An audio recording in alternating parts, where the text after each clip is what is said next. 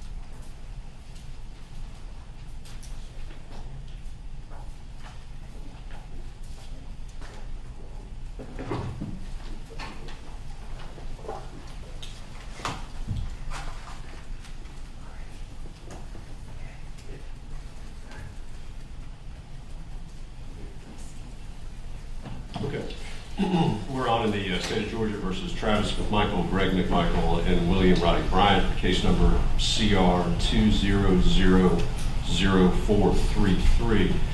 The court issued ultimately an amended notice of hearing for today's date and tomorrow's date, the idea being to set aside 2 days, just in case we needed 2 days. I'm not suggesting everybody fill all of that, but just in case we needed 2 days to hear matters. The notice of hearing set forth 12 matters the court intended to hear today. There are a couple other motions that are out there, which we can touch on at some point during the proceedings, just to see whether or not we need to have evidentiary hearings on those matters, or whether they can be addressed pre-trial. When I say that, there is a trial notice that the court has issued to begin jury selection October 18th, and there may be some time to hear some matters, obviously, that once jury selection has been completed and before the trial of the case. A couple matters before we get started. First, with microphones, what I've been told here in Glenn County is the gooseneck mics go into the system. There are not gooseneck mics over on the council table to my right. I can probably hear you. There is a mic that goes into the system at the podium that you can use. Let's just sort of start working through it and see whether or not that is or is not an issue. If anybody has a problem hearing somebody that's not on the mic, please let me know. We'll just go ahead and get that addressed. Also, I just want to make sure with cell phones, it's my understanding the policy here in Glenn County is that if you have a cell phone, you can't take it out in the courtroom. I'm going to have everybody in the courtroom adhere to that policy. Before we get into the actual motions themselves, let me just go ahead and get announcements. Anything preliminary from the state? Nothing from the state, Your Honor. From Travis? No, Your Honor, I'm just looking for some direction of where you want to begin. And if we can help inform you a little bit about what we're doing today, then we're happy to do that. Yeah. From Gregory, take it away. No issues preliminarily, except as if you were to do what Mr. Sheffield suggested, we have some matters that we've already agreed upon, and that may help you understand what's going to be litigated today. Thank you. I think it would be helpful to kind of have like a calendar call for motions this morning to figure out the exact order we're going in and make announcements. Yep.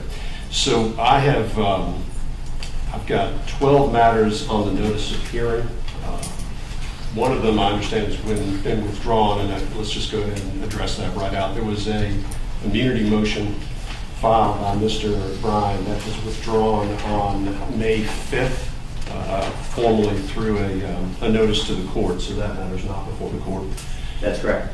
So the remaining items I have then are the 11 on the notice of hearing. If some matters have been resolved, let's go ahead and get that on the record and then order what remains. So, Your Honor, number 2, motion to adopt co-defendants' objections. The state filed a very nice response and it persuaded me, so we're withdrawing that motion.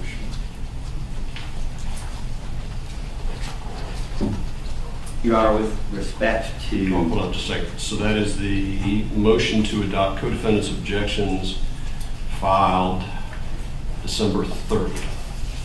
That has been withdrawn. And that's withdrawn on behalf of both Travis McMichael and Greg McMichael. That's correct, Your Honor. Okay. And also, we're also withdrawing the motion we joined on.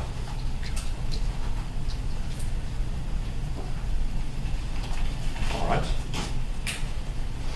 Any other motions being withdrawn? It is my understanding, Your Honor, after some discussions with the state, that number 4, the state's notice of intent to introduce evidence of other acts, 404B, against defendant Greg McMichael, has been agreed upon that that issue would not be introduced in the defendant's case in chief. Oh, excuse me, I misspoke. That information the state would not intend to introduce in their case in chief. However, we have been told that in the event that the state believes the defendant has opened the door, and we can clarify that later on in perhaps some stipulations about what that would look like, then the state would be asking for a 404B hearing at that point with respect to possibilities of it not being a 404, but instead being impeachment.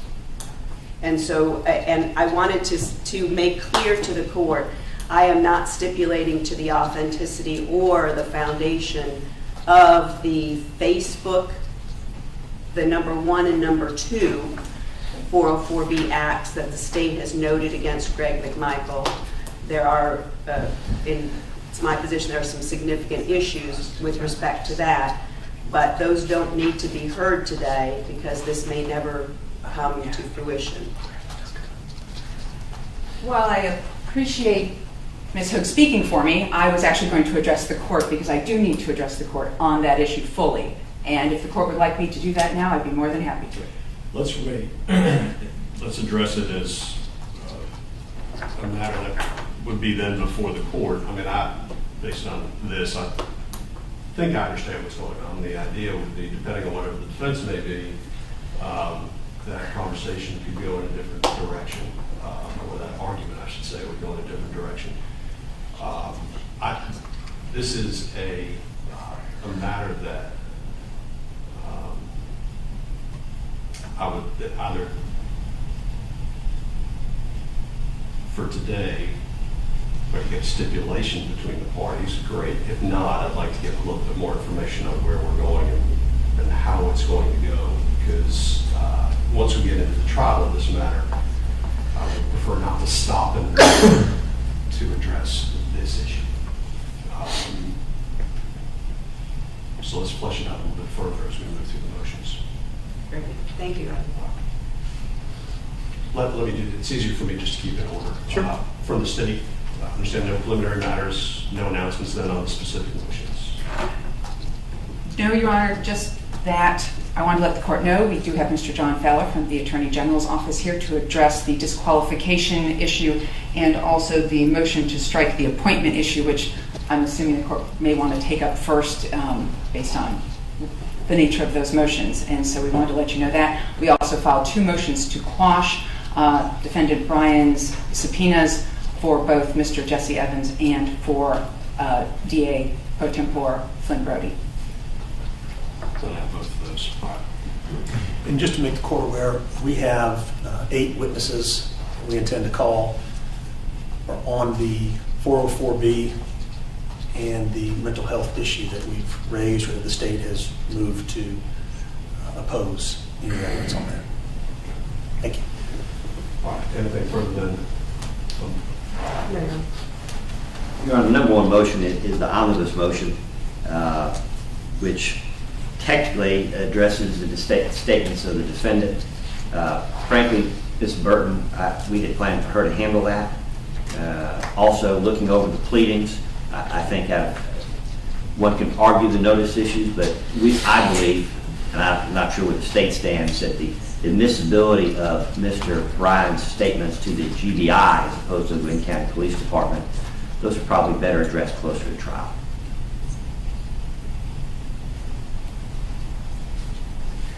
Your Honor,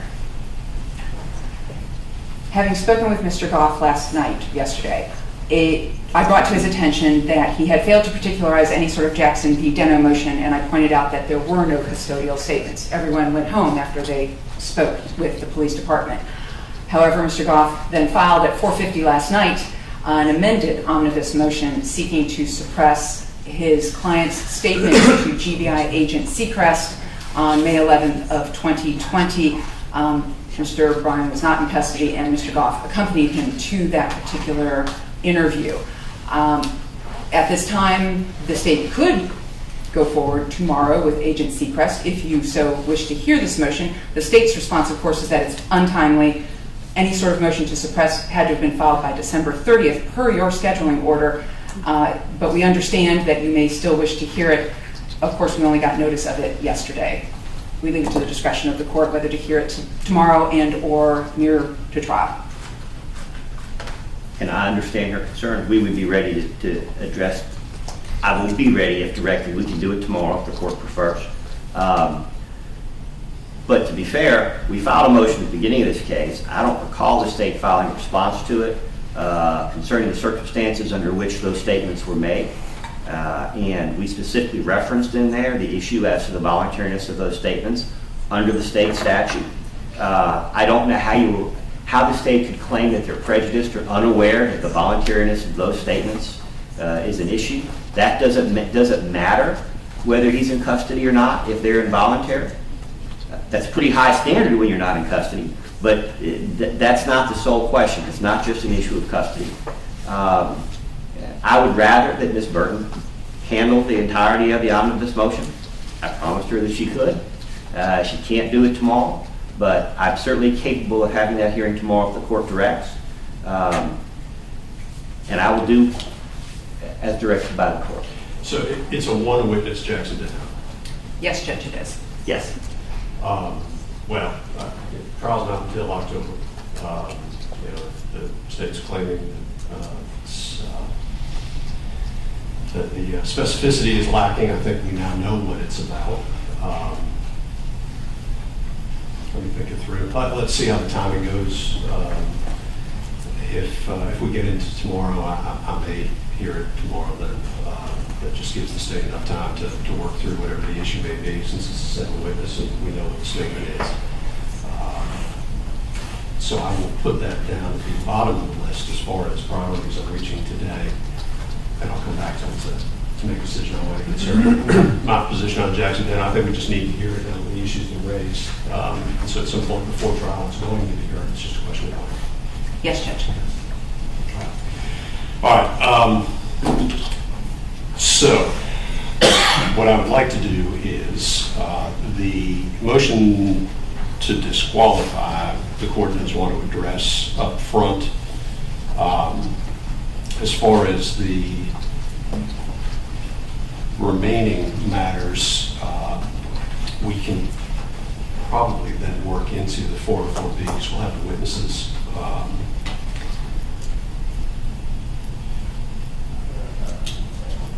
And then get into the state's notice, and then just start working through some of these other matters, unless anybody has another proposal that's how the court intends to proceed. Sounds great, man. All right. First matter up then, I have, it's number 9 on the amended notice of hearing. The defendant, Mr. Bryan, filed a motion to disqualify the prosecutor and for other relief. That was on March 1st of this year. The state's response. Well, let's see. There was also a motion to compel the lawful appointment of the district attorney. There's a second motion to strike the illegal appointment of the district attorney. I think those are all out. Let's just name all those because that strike me as all related. Mr. Goff, your motion. Your Honor, with respect to the motion, the second motion to strike the legal appointment, the first motion the court's already ruled on. With respect to the second motion to strike the legal appointment, we're going to stand on the argument that is set forth in our motion. The legal issues we have addressed to this court before, for the most part, and the court has already entered a ruling. I think the court was incorrect, and we certainly can address that if the court wants that. But I'm prepared to stand on the motion that is filed. That's fine, Your Honor. The state will also stand on its response, once again, specifically citing to State v. Mantooth, 337, Georgia Appeals, 698, 2016 case, that of course holds that a criminal defendant has no standing to object to a prosecuting attorney's voluntary recusal and or the AG's appointment of a substitute district attorney pro tempore. And so we ask that you deny his motion. Thank you. Well, got the motion to compel the lawful appointment of another district attorney. Your Honor, I believe that was done. Well, an appointment was done. We've challenged that appointment, but we made the original motion. The court notified the Attorney General. An appointment was made. That's subject to the second motion to strike. I don't think there's anything to be heard on it. Your Honor, that's correct. The state filed on February 5th, 2021. It is part of the record, the notice of appointment. At that time, it provided the Georgia Department of the Georgia Department of Law's administrative order by the Attorney General appointing District Attorney Pro Tempore Flynn Brody of the Cobb County District Attorney's Office. In addition, the state provided notice that Assistant District Attorney Pro Tempores would be, at that time, Mr. Jesse Evans, myself, Linda Dunikoski, and Mr. Norman Barnett. At this time, we also make the announcement to the court that Ms. Larissa Oliveri, who is seated next to me, is also an Assistant District Attorney Pro Tempore in this case. Thank you. And just so we track all this, the court had issued sua sponte an order after the motion had been filed directing appointment, and that's part of the record. All right, and that leaves on this issue the first motion to disqualify the prosecutor and 4 other religions. Well, before we get to the substance of that motion, there are multiple Brady requests and 2 motions to quash subpoenas in the case. I think it would be helpful to address those before we started presenting the evidence. But obviously, the court has to make that determination. Let's go ahead and address those. I'll call them preliminary matters, but let's go ahead and address the motions to quash and evidentiary issues associated with this motion. Yes, Judge. And would you prefer I stand in my place or stand at the podium? Wherever you're most comfortable. All right, as long as the court can hear me. First off, Mr. Goff served Mr. Jesse Evans with a subpoena to come and testify. This was in regard to 2 issues, both of which do not qualify prima facie, on their face, for a reason to disqualify the Cobb County District Attorney's Office from this particular case. He, prior to his resignation, which took place April 26th, he is still employed by our office, giving us notice, and his last day will be May 28th of this year. However, having resigned, I then was appointed to be lead counsel. Having been former lead counsel, it's inappropriate, number one, to put him on the stand in an effort to disqualify the very office that he was working for. In addition, the 2 issues are communication and or contact that he had with Greg McMichael 5 years ago during the Justin Ross Harris hot car death that took place here due to the change in venue out of Cobb County, and the statements he made to a magistrate judge who wanted to know in Cobb County, how is it that we were able to convene a grand jury down here in Glen in order to indict this case, but we're not doing the same procedure up in Cobb County. Mr. Evans, in that transcript, which the state has no problem having the court look at that transcript, Mr. Evans said what he said in a transcript, gave an explanation, and it's based on the Supreme Court of Georgia's guidance on convening grand juries that were issued.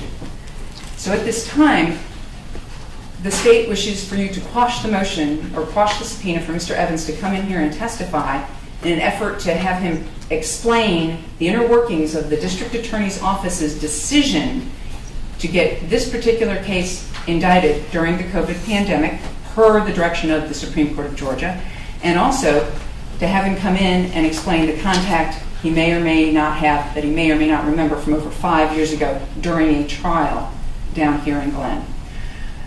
Thank you, Your Honor. And that's with regard to Mr. Evans. Mr. Goff on that issue. Your Honor, I'm going to start by the allegation is made in the motion, although kindly not repeated today, that the defense and defense counsel has been unprofessional in filing this motion. The implication being that there's no good faith basis for pursuing it. And I think it's appropriate to point out that this is not a fishing expedition. It is a motion based on articulable grounds. Particularly in this case, prejudicial comments were spread literally around the world, practically boasting of the improper influence of people associated with the victims in this case over the prosecution of this matter. That is not to say those statements are true. But when those statements are put out there, it raises questions as to the appearance of impropriety, and it's my duty as defense counsel for Mr. Bryan to explore those. More particularly, We have had statements put out there urging potential jurors to ignore the citizen arrest law because it is unjust. Statements about getting quote unquote justice by quote unquote any means necessary. At this point, Your Honor, I'm sorry, I'm going to object. None of this, I don't know what Mr. Goff is talking about at this point. This first motion to disqualify the prosecutor and for other relief cites to absolutely nothing that he's talking about. And by the way, what he's talking about is well beyond the control of the state of Georgia.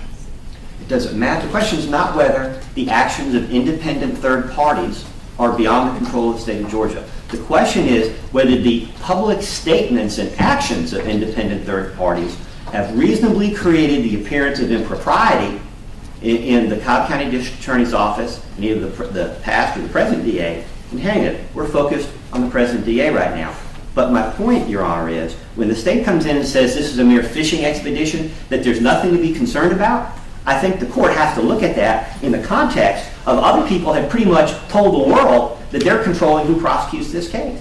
And that alone, even though the state has no control over it, requires that I pursue that motion, and I do so in good faith. And I think that Your Honor, who is the impartial arbiter in this case, I think Your Honor has a duty to explore sua sponte whether there's any appearance of impropriety in this matter. We have, and I'm going to finish, and I'm going to make that proffer, that we have the representatives of the victim putting out in social media that the appointment of Joyette Holmes in the Cobb County DA's office was quote unquote a huge win for the Arbery family. Another person associated with that boasting about spending $500,000 to have these men quote unquote held accountable, boasting that they quote unquote devised a strategy to get these men. Now, you combine those facts, which I don't think the state disputes, they just dispute that they have control over them, okay?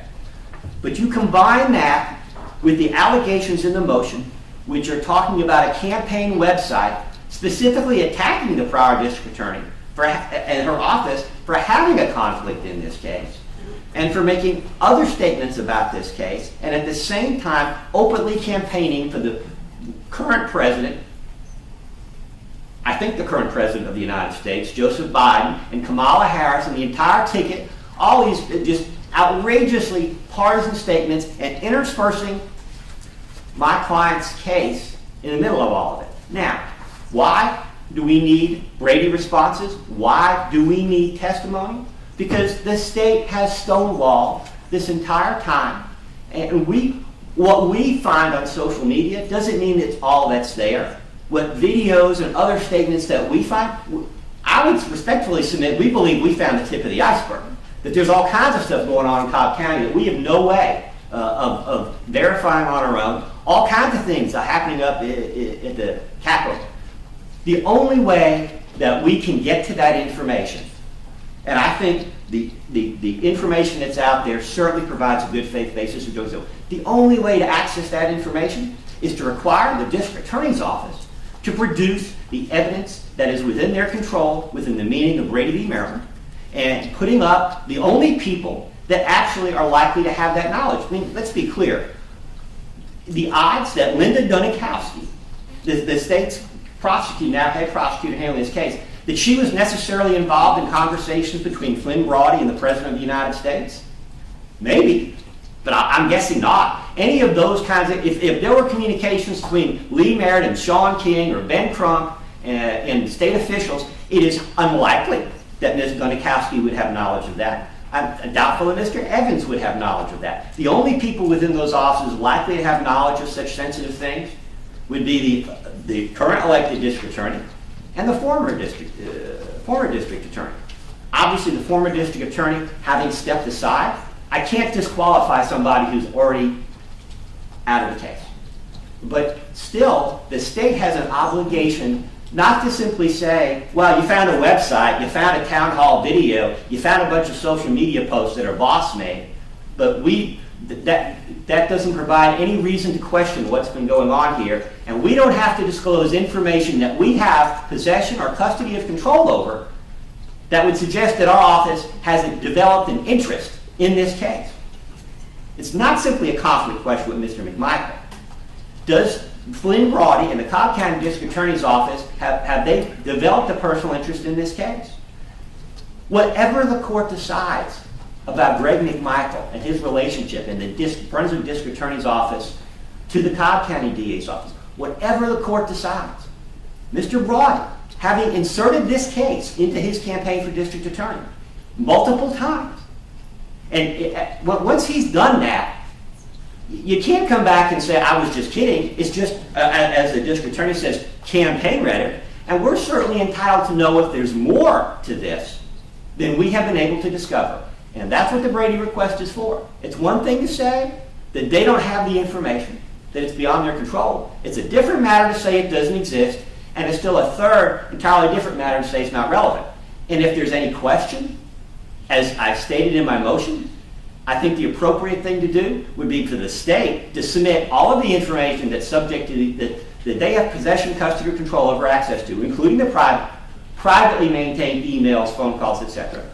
All of that information to be submitted to this court in camera, and then this court can make an in-camera inspection of all that information and decide what we're entitled to under Brady v. Maryland, because ultimately that is the remedy. It's for the court to conduct the inspection. And that's a way of addressing this in this case. I'm not trying to embarrass Flynn Brody or Joyette Holmes or Jesse Evans or anybody else. I'm just doing my job for my client. If the court reviews the information we've requested and the court says that there's nothing there, it'll be placed under seal in the file and it can be addressed on appeal.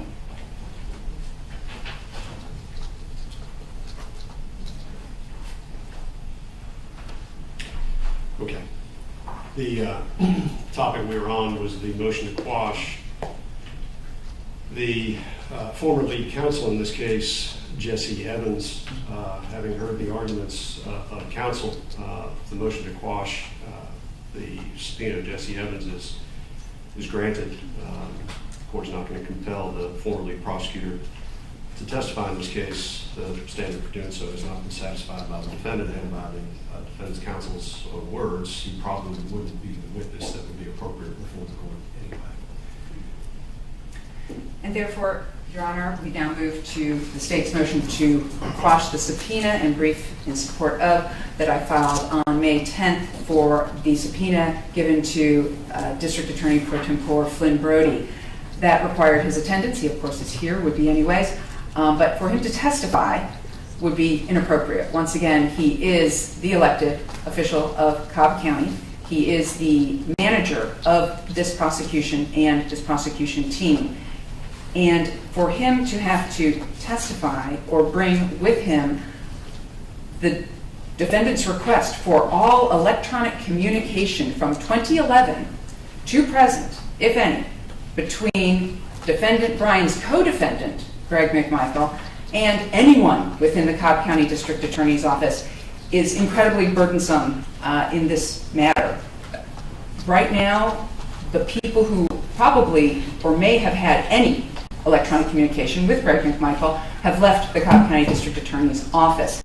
We have no access, meaning the prosecution team, to their closed email accounts. It would take the Cobb County IT department to see if they could even get this information, and I don't even know what kind of search they would be able to do to discover this. I will state in my place that I am the appellate attorney on the Justin Ross Harris case, and thus, having reviewed the file, found no communications in that particular file between anyone at the Cobb County District Attorney's Office and Greg McMichael. Therefore, to have Mr. Brody, who was not the DA during that period of time, having been elected last November and taken office this January 2021, to testify to matters he has no knowledge of, or to bring into court matters that he has no knowledge of, and, by the way, is incapable of bringing or presenting at this time, we ask that you quash that subpoena for the Greg McMichael communications, as it is burdensome. In addition, once again, the defense has failed to breach the threshold of anything that would disqualify Flynn Brody from being the district attorney pro tempore due to any campaign rhetoric that may or may not have been on his website. The two things defendant Brian cites to, are a post that is obviously erroneous on his website, saying that Joyette Holmes had a relationship with Greg McMichael. Obviously, it was Jesse Evans who had a minor business relationship with Greg McMichael 5 years ago during the Justin Ross Harris case. So while it was on a web page, it was erroneous. That does not breach any sort of threshold for disqualification due to an interest in this case. Therefore, to put Mr. Brody on the stand to ask him about his campaign and everything that he did, because of course politicians advocate, I should be the better candidate, I'm the better DA, they are of course going to attack their opponent by pointing out how they're a better candidate. We also have a YouTube video that of course is not in possession of the District Attorney's Office, and therefore, given that those are the only things Mr. Bryan has proposed, the state will stay in its place. We understand our Brady obligations. We understand them fully. If there was a reason for us to be disqualified, we would go ahead and provide that to the court and to Mr. Bryan. At this time, there was no reason to disqualify Flynn Brody or the Cobb County District Attorney's Office as the District Attorney pro tempore, and Mr. Bryan has not even breached the threshold or made a prima facie case with any of this that would call for disqualification. Therefore, we ask for you to quash the subpoena. Thank you. Your Honor, I assume their motion to quash the subpoena encompasses the subpoena duces tecum issued to Mr. Brody. Sounds like that's what she was arguing. I think so. Your Honor, we're entitled to have any information that would reasonably call into question whether the Cobb County District Attorney's Office should be handling this case. If there's any question as to whether Mr. Brody has developed a personal interest in this case, whether when he was a candidate or subsequently, it is appropriate. It's also appropriate to inquire as to whether there's any basis to believe that there's a relationship between the Cobb County District Attorney's Office and Mr. McMichael, directly or indirectly through the Brunswick District Attorney's Office. Now, I understand the difficulty of the state responding to the multiple Brady requests and to this subpoena. But let's be clear. These requests have been filed from the outset of this case. The state has had ample time to address these issues. Now, the state wants to present this as it's only a matter of Greg McMichael.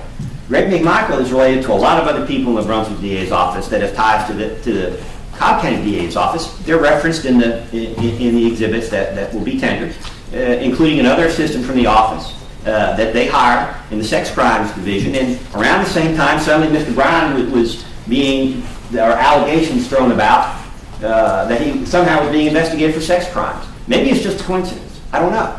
But the only way that we can really get to the bottom of it is for them to comply with the Brady motions in the manner I previously discussed with respect to the previous motion, or in response to the subpoena. I would note, Your Honor, they're presenting this as if it's just one case, and it's not. The Brunswick District Attorney's Office was involved with the Cobb County District Attorney's Office in the prosecution of DeMarquise Elkins, a Brunswick case that was transferred to Marietta for Cobb County. I know that because I was lead counsel in that case as Circuit Public Defender. And I know that Mr. McMichael was involved in the case. And I'm almost certain that he was issued a Cobb County District Attorney's Office identification badge at that time. For all we know, that identification badge is still valid as we speak here today. And I don't doubt that Ms. Dunikowski may be unaware of it, but the state is the state. Any knowledge of anybody in their office is attributable to them. And to say that just because someone left the office, that there's no longer any connections, it's wrong. Your Honor, they can claim that there's no appearance of impropriety, but Your Honor has a duty to uphold the integrity of this process. And when you see articles being published in the Atlanta Journal-Constitution and other places where people who are completely uninvolved in this case, legal scholars, but completely uninvolved in this case, openly question from day one the ties between the Brunswick office and the Cobb County office, it does raise the suggestion that the only reason the Cobb County office has this case is because it was acceptable to the Arbery family, and we're entitled to know what assurances or promises were made behind closed doors that suddenly made that okay. They need to respond to the Brady motions. They need to respond to the subpoena ducis tecum. If they want to submit documents responsive to the subpoena ducis tecum to the court for an in-camera inspection, we're okay with that too. But if they're not going to provide any of that information, the only way that we can get to it is through witness testimony. And then they don't want to allow us to call the only witnesses who might actually have personal knowledge of the relevant facts and circumstances. In other words, we can file any motion we like, we just can't develop or present or have the court hear the evidence on it. And I believe that this court is well aware of the unusual nature of this case. I've never been involved in a case before where we've had 3 separate laws adopted since this case started, which are almost directly attributable, or if not directed to this case. We have a new citizen arrest statute. We have a hate crime statute. And now we have a change of venue law that seems unlikely to apply to very many, if any other cases in the state of Georgia other than this one. So we have all these statements from all these elected officials about this case and about these cases around the country. And to say, given Mr. Broady's actions as a candidate and given the relationship, these are important issues. And while everybody knows that Greg McMichael had dealings with the Cobb County DA's office, unless we can get witness testimony or production of evidence, how do we go beyond the statements thrown out to the AJC and other places that they don't feel there's a conflict? We have the right to contest those statements. And that's what we're asking the court to allow us to do today. And if we can't present witness testimony from the only people associated with the prosecution who are likely to have that evidence, then we're going to go proceed with this motion with one hand tied behind our backs. And that's not due process.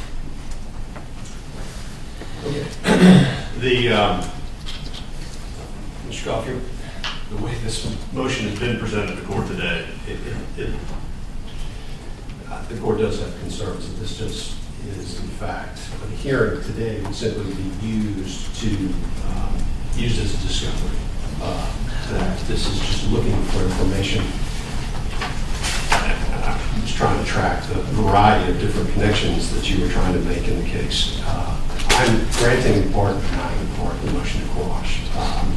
It is all granted except within 10 days of today's date, the state is to provide to the court in camera any correspondence between the Cobb County District Attorney's Office and Gregory McMichael. That is a starting point for the court. Depending on what is produced, I may ask that additional information be provided by the parties, but that's what I want to say. The balance of the motion is granted. Yes, Your Honor, thank you. On arguments with respect to the motion itself, beyond what I've already heard, is there any additional argument then from the defense to your motion? Technically, Your Honor, we would need to present our evidence. There's not a lot of surprise in that.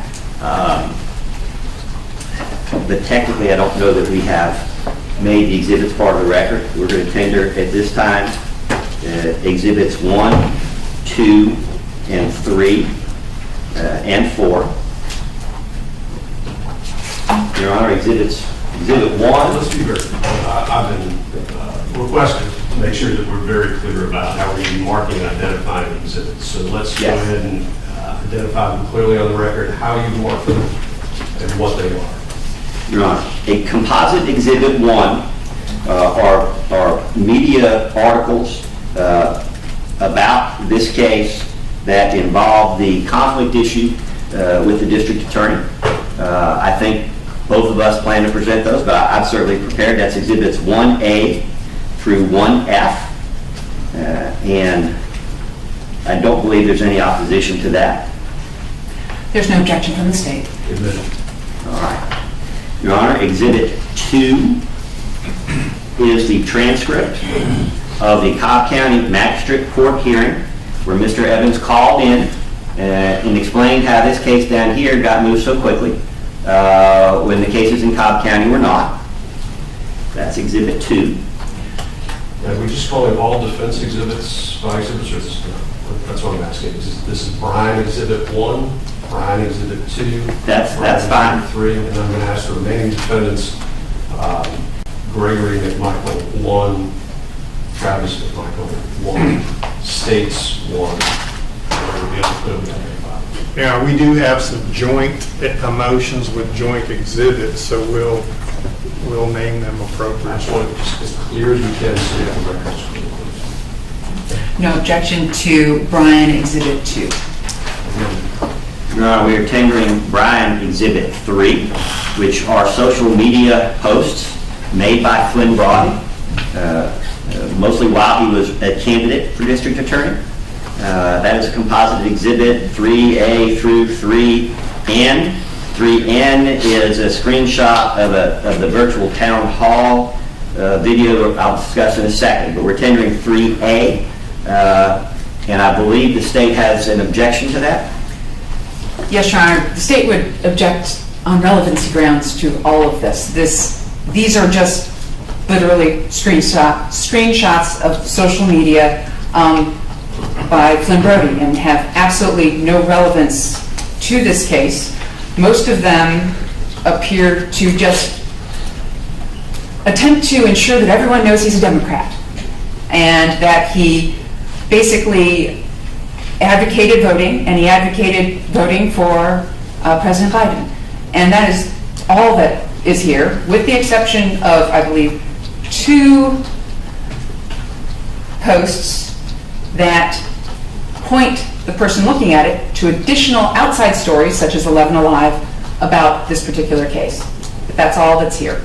And that is Defendant Bryan's 3L on February 22nd of this year at 9:45 p.m. Mr. Brody posted about an 11 Alive news story about this case, just directing people to take a look at it. In addition, on May 9th of 2020, at the time he was a candidate, Mr. Brody posted to a Top Buzz article from Savannah, Georgia, that referenced this case. And that is all that's in here that is referencing this case in any manner whatsoever. So we ask you to not allow this in. We object to it based on relevancy. Those 3 exhibits are tendered, and Exhibit 4 is a screenshot from the web page of Mr. Brody. I think the state is not disputing that the statements that are reflected in there were posted on the web page, but I shouldn't speak for Ms. Benikowski. Thank you. With regard to Bryan, defense exhibit number 4, the state does not object. 3 and 4 are in. Your Honor, we would ask that any exhibit that, of course, not admitted, made a part of the record as our proper purposes of appellate review. Your Honor, may I continue? Yes. Your Honor, Exhibit 5 would be the town hall YouTube video. The problem is that neither of us can download it. I think it would make sense for the court to review it. How do we do that if it's not part of the record? Well, you see, and hence my problem with Mr. Brody not being allowed to testify, because I can simply ask Mr. Brody if he made the statements that are referenced in the motion, or the state can stipulate that he made the statements referenced in the motion. But without that, I have to have his testimony. So, I'm not trying to be difficult, but we would ask the court to consider. Composite 6 is Gregory McMichael documentation. Let me address, since 5 doesn't seem to exist, that it's not. Thank you, Your Honor. And composite exhibit 6 doesn't exist yet. It's going to be subject to whatever documents we receive pursuant to the court's ruling on the subpoena, on the motion to quash, and the various motions. What is 6? Gregory McMichael documentation. Any documentation that contacts communications dealing between their office and Greg McMichael. Okay. The court's granted in part and denied most. But the tender of the documents is premature, so... Well, that's correct. I'm asking the court to leave the record open so that we can do that when we receive the information from the state. Well, let's do it this way. If there is something that the court reviews and is produced, the court is open to a motion to reopen the record to make those exhibits part of the record. Thank you. And that is all the evidence. We did subpoena Mr. McMichael, but we're not going to call him as a witness. I don't know we get very far with that anyway. We rest. Okay. I'll take the matter under advisement. Thank you, Your Honor. That should address all of the motions with regard to the prosecutor filed on behalf of Mr. Bryan, as well as the motions to quash. And Your Honor, if I may ask at this time, given you granted our motion to quash, is Mr. Jesse Evans released from his subpoena? Yes. Thank you. On a related matter, Your Honor, there is another motion pending before the court to preserve evidence with respect to the disqualification issue, with respect to Ms. Holmes. And I think it's appropriate to address that issue with respect to Mr. Evans and Mr. Rodney. The court has ruled against us, and I'm guessing how the court's going to rule, but I want to make it clear on the record that we are asking the court for an order directing Mr. Flynn Rodney and Ms. Joyette Holmes and Mr. Jesse Evans not to destroy any personal emails, personal texts, or other quote-unquote personal, as opposed to business communications with respect to the Arbery case, specifically with respect to any issue with respect to disqualification.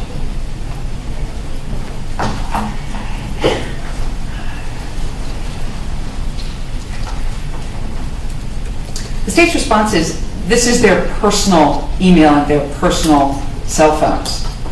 And even if they're personal, they could be considered attorney work product. In addition, to ask us to respect our Brady obligations, we understand our Brady obligations, and we will go ahead and do what we're supposed to do. But this motion is not one that is on your list today and untimely, and no one is going to destroy any sort of Brady material, Your Honor, in this case. And the court may not want to rule today, but I'm making a record on behalf of my client. We've already alleged spoliation in a website that disappeared and suddenly was back. We don't need to address that today. But we're concerned about losing evidence or evidence being destroyed, and all we're asking the court to do, and whether the court does anything or not, we've taken every step we can on behalf of Rodney Bryan to protect the evidence. Isn't it covered really by Brady and spoliation anyway? The problem, Your Honor, is this. If there's any gray area on what's Brady, and I think from the arguments in today's case, the state contends there's a lot of gray area, then if evidence is destroyed, it's going to become an issue as to whether it was inadvertent or unintentional or whatever. But if we can't get the order, we at least want it on the record that we contend all of that is material, and the destruction of any of that will be spoliation.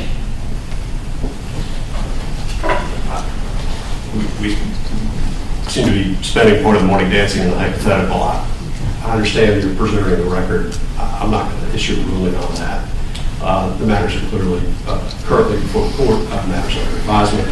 It's Brady will be handled under Brady, and if evidence that's material in this case has been spoliated, it needs to be brought to the court's attention.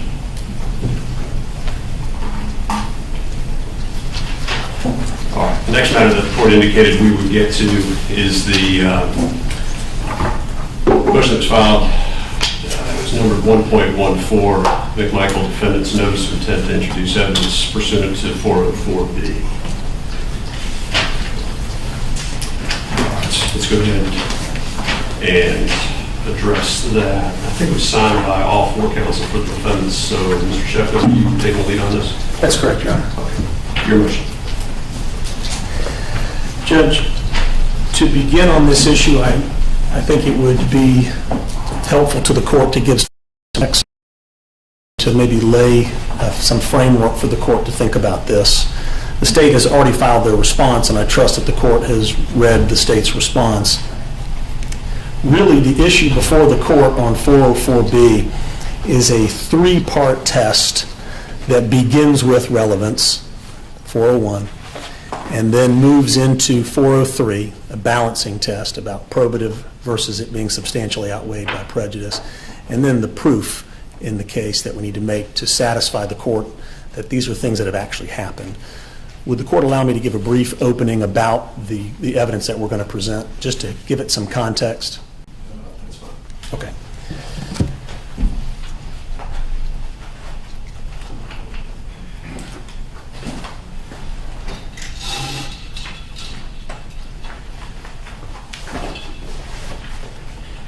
May I speak to the court as I move around? Yeah. Okay. If anybody has a problem hearing, again, just let me know. Again, to understand that the goosenecks go actually in the speakers.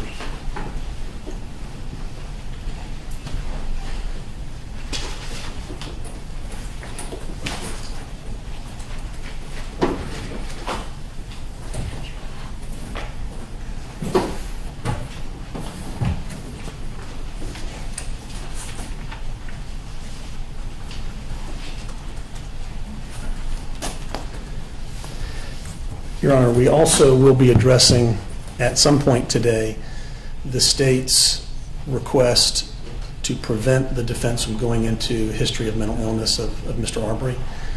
Some of these witnesses and what they'll be talking about, the events of what happened, have some details within them that fit within the relevance of this mental illness. So I just want to make you aware that what I'm showing the court at this moment is a timeline that we have become aware of through the exchange of discovery with the state. And the state has made us aware of several witnesses, those witnesses being in the community who may be neighbors of Mr. Arbery, those witnesses working at some of the local businesses around the community who have had interaction with Mr. Arbery, those witnesses being his mother, those witnesses being part of the Department of Community Services and Probation, and those witnesses being other officers in the community who have had cause to come into contact with Mr. Arbery. All that we are talking with the court about when it comes to 404B are other acts where that rule of evidence says other acts may be relevant if we can demonstrate 401 why we're admitting it, because we're certainly not admitting it for bad character. And so 401 says if there is another reason other than bad character, then you satisfy that part of the inquiry, and then we move into 403. So what we have learned is that Mr. Arbery, starting back in 2013 and moving through 2017, 2018, and 2019, and into 2020, had a pattern of conduct and behavior, had a pattern of other acts that included theft crimes or attempted burglary crimes, or when confronted about his actions by people who appeared to have some authority, whether it be a business owner or a neighbor or the police or the Department of Corrections or even his mom, when confronted about his act that was under question, his response to that is to get angry and aggressive, physically and verbally. And so for purposes of this part of why we're offering this, we believe that this 404B evidence will speak to several issues that are inherently locked within this case that cannot be removed from the case because they are so fundamental to the issue. So what we're speaking about, Your Honor, is the very basic facts of that Mr. Arbery was in a neighborhood on February 23rd, 2020, that he did not live in, that Mr. Arbery was in a house in that neighborhood that he does not own and had been in that house on several occasions at night over the course of several months, that Mr. Arbery is running away after being seen. And what I'm giving you, Your Honor, is the acts that are inherently part of the trial of this case. We are not limited to the elements of what's being charged, but the issues that this case involves. And so these acts that we have that are uncontroverted, being in the neighborhood, being in the house, running away after being seen, and multiple attempts to detain Mr. Arbery with either verbal commands or words, trying to engage him to detain him, and then his behavior and his reaction to that with the McMichaels, and Mr. Arbery's decision to then ultimately engage in physical assaultive conduct. These are all the issues that need to be determined and that we believe will be in the minds of the jurors. What was going on that day? Why was it going on? And what was everyone's intent? What was the motivation of these people being Mr. Arbery and the McMichaels? Because those issues are central to the case, we feel that the evidence that we'll be presenting today is original evidence that needs to be presented to aid the jury in deciding these issues. So for example, what were the thoughts reasonable? I'm not sure what that is, Your Honor. I'll pause. Okay. Were the actions of the parties, Mr. Arbery and the McMichaels, were they reasonable?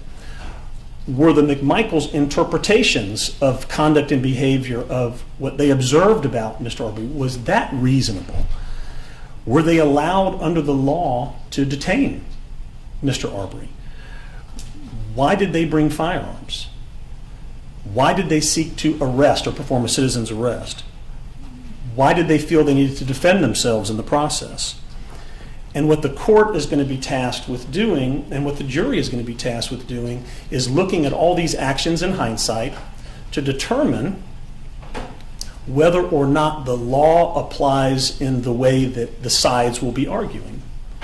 And so that's why the evidence I'm going to present is relevant, because it's going to help to determine what was going on with Mr. Arbery that day. So if we look at 404B, we're offering the 404B evidence for Mr. Arbery to show, in this case, 404B allows us to deal with other acts that happened in the past that the McMichaels were unaware of,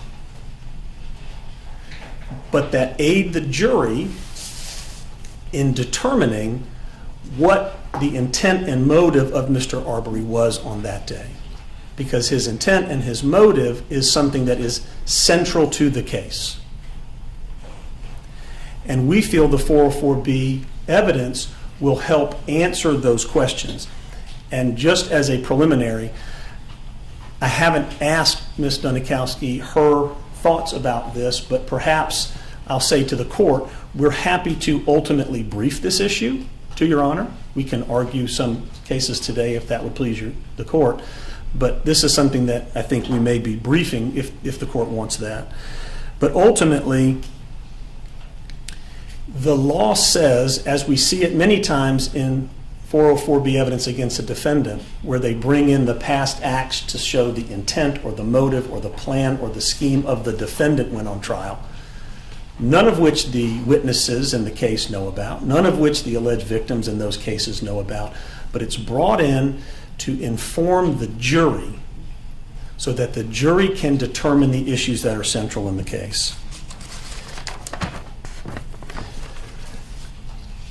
What we have also, Your Honor, is this other idea that not only should this be allowed for original evidence, but we also think the door has been opened essentially when we talk about the facts of the case that the state has and the court has and the filings have and the testimony at the preliminary hearing as well as the bond motion has established that the state feels these central issues and questions are relevant to the determination of the issue as well.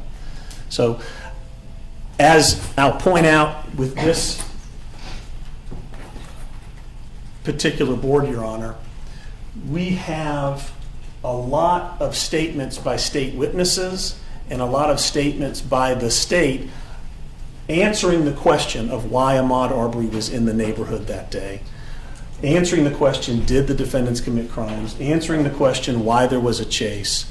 So I just say this to Your Honor, that the evidence that we're going to present today, I would like for Your Honor to consider it in the context of what I'm doing this little opening for. Understood. Thank you, Judge. All right, so we'll call our first witness.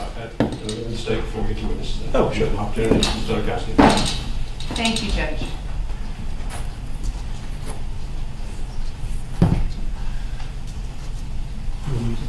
Yes, please. Okay.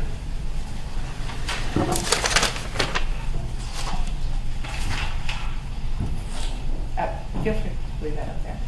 The state has not seen either of these exhibits, so I am going to take a moment to look at them. I wasn't given the opportunity to review these at any point in time, nor have they served on the state. And Your Honor, just to respond, we're not admitting these in the record. No. So just from this point forward, though, if anyone's going to use anything in the courtroom, let's make sure, at least before the proceeding starts, it doesn't necessarily need to be produced in discovery. Sure. If it's going to be used at a hearing, make sure the other side's seen it so that we don't have any moments of wasted time. Very good.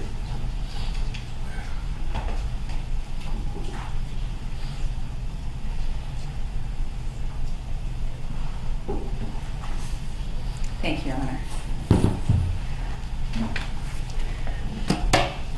Based solely on the defendant's opening statement, they have failed to meet any threshold requirement for 404B evidence at all. They asserted that the 404B evidence of Ahmaud Arbery's prior crimes and other acts would speak to issues in this case, and they said that the motivation of the victim is the central issue in this case. Your Honor, they have put us on notice that this is a self-defense case. First off, in a self-defense case, you cannot start it. If you're the first aggressor, you cannot go ahead and murder somebody. You can't claim self-defense if you started it. They started this when Greg McMichael saw Ahmaud Arbery running down the street. They had no knowledge that he had been inside 220 Satilla Shores earlier, just moments earlier. They had no knowledge of that. So in order to get out of this problem they have, which is they're the first aggressors, they've got to claim they were making a citizen's arrest. Well, according to their counsel just now, they weren't making an arrest. They were seeking to detain another citizen. And they said, a question is, well, he's in a neighborhood he does not live. Last time I checked, this was the United States of America, and you could go anywhere you wanted. He walked into a house that was open. Yes, not his, but not theirs either. He ran away after being seen. We don't know that. We know he ran away. We know Mr. Albenze was across the street on the cell phone making a 911 call. They made multiple attempts to detain Ahmaud Arbery. That's not a citizen's arrest. That's an illegal detention. It's false imprisonment. And they want to talk about Mr. Arbery's reaction to Greg McMichael and Travis McMichael. It's common sense, fight or flight. And what Mr. Ahmaud Arbery did was he fled because he was under no legal obligation whatsoever to stop and talk to strangers who were trying to hit him with their pickup trucks and shoot him with their shotguns. They just basically said that Ahmaud Arbery's decision and his conduct is what this case is about. That is bad character evidence. That is propensity evidence. So they haven't even met the threshold in their opening statement. They then said, were Mr. Arbery's thoughts reasonable? It doesn't matter what Mr. Arbery was thinking whatsoever. Were his actions reasonable? It doesn't matter what his actions were. He was running away from these men. The defendant's interpretation of his actions, well, if they want to take the stand and talk about that, they're entitled to. They did talk about it in their statements. Once again, defense counsel just said they were trying to detain Mr. Arbery. The question of why they brought firearms has nothing to do whatsoever with any of this. They didn't know Mr. Arbery. They made a choice to go get their firearms. But Greg McMichael also made the choice not to bother to bring his cell phone. What did they feel in order to need to defend themselves? That's nothing to do with Mr. Arbery whatsoever. Their baseline is that the jury is entitled, for some reason, to determine what was going on with the victim. Not at all, not relevant. What's going on with the victim has absolutely nothing to do with the fact that he was running down a public street in the United States of America when two people decided to get guns and try and hit him with their pickup trucks, joined by Mr. Bryan, who then actually hit him with the pickup truck. They then cornered him like a rat, according to their statements, held him. So how is his prior acts that they knew nothing about relevant to any issue in this case. Because if this is a self-defense case, it's the reasonableness of their actions. If they're the first aggressors, they have a problem. So now it's, well, was it reasonable for us to do a citizen's arrest? They weren't making a citizen's arrest. According to their own counsel, they were seeking to detain, falsely imprison, another American unlawfully. The jury does not need any of this in order to answer any of these questions. And to claim that the state feels something, I appreciate all the defense attorneys speaking for me today. But no, the state does not feel that these are essential questions. The state is going to put up its case. The state is going to prove him guilty beyond a reasonable doubt. And none of these 404B other acts by Mr. Ahmaud Arbery are relevant to that. Thank you. All right. Mr. Sheffield, your next. Yes, thank you. You call Chief Rod Ellingston? Ellis, excuse me.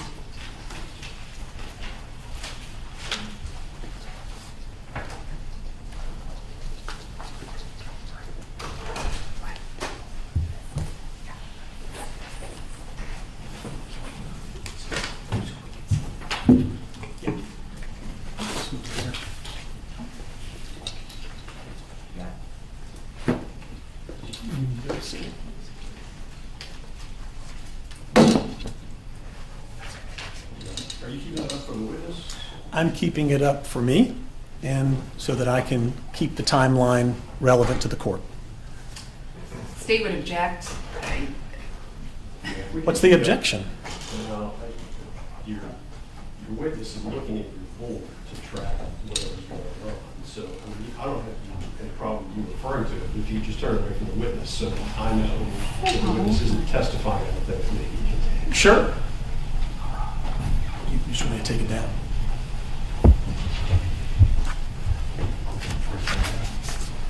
Do you solemnly swear or affirm the testimony you shall give to the court shall be the truth, the whole truth, and nothing but the truth, so help you God? I did. Go ahead, Chief. Chief Ellis, I'm Jason Sheffield. Good morning.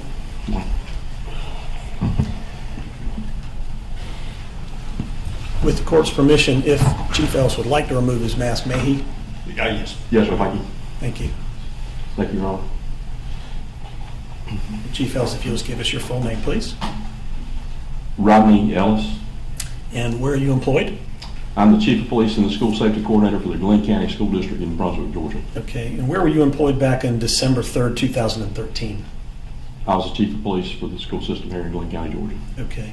I want to direct your attention back to that day in particular and an incident that I believe you were involved in. Do you recall being involved in the arrest of Mr. Ahmaud Arbery back on December 3rd, 2013? I did. Where did that take place? Brunswick High School. And what was going on at that time at the high school? We were having a basketball game, night game, and one of my lieutenants observed a firearm in his waistband. Okay. How many officers? I'm sorry? Go ahead, I'm sorry. Your complete answer was one of your lieutenants observed. One of my lieutenants observed a firearm in the waistband of Mr. Arbery. Where did that, now, in terms of this arrest, were you there and a part and participated in Mr. Arbery's arrest? Yes. Okay. How many other officers were involved? I'll have to look at my notes to see exactly, but there were a number of officers that were involved. There was a number of reports that were written that night, but there was a contingent of officers there, to work in that ballgame. We generally have about 8 officers there at those games. And did you oversee the arrest and the reports and approve all the reports in that case? I did. Okay. What was it that first drew the officer's attention to Mr. Arbery? As I understand it to be, and as it's written in his report, Objection. I learned basically. Objection. Hearsay. Hey, Judge, for our purposes here, my burden is to demonstrate to the court that we have a real event that's occurred and that through preponderance I would be able to satisfy that burden. This being the chief of police and who oversaw all the officers that night and was present.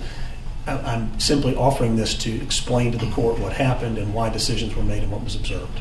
All right. Now, of course, for the purposes of this hearing, Yes, sir. 404B, again, with respect, depending on the court's ruling, if in fact this evidence was to be presented at trial, it may be viewed differently. I understand, Your Honor. We would have all the witnesses to speak specifically about what they did on that evening, but we thought for purposes of this hearing only that we would present this evidence in this fashion.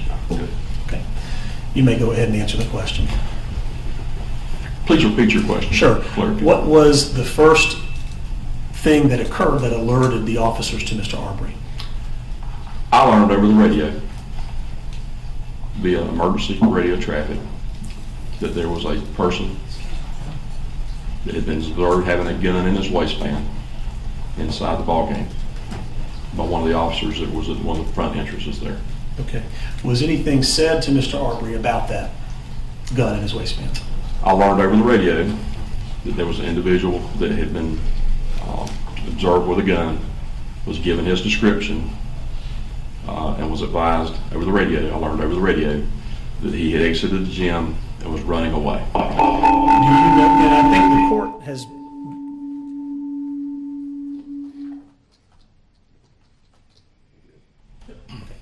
So I think the court is going to permit you to talk about what you heard on that day to sort of simplify the presentation of this evidence to the court.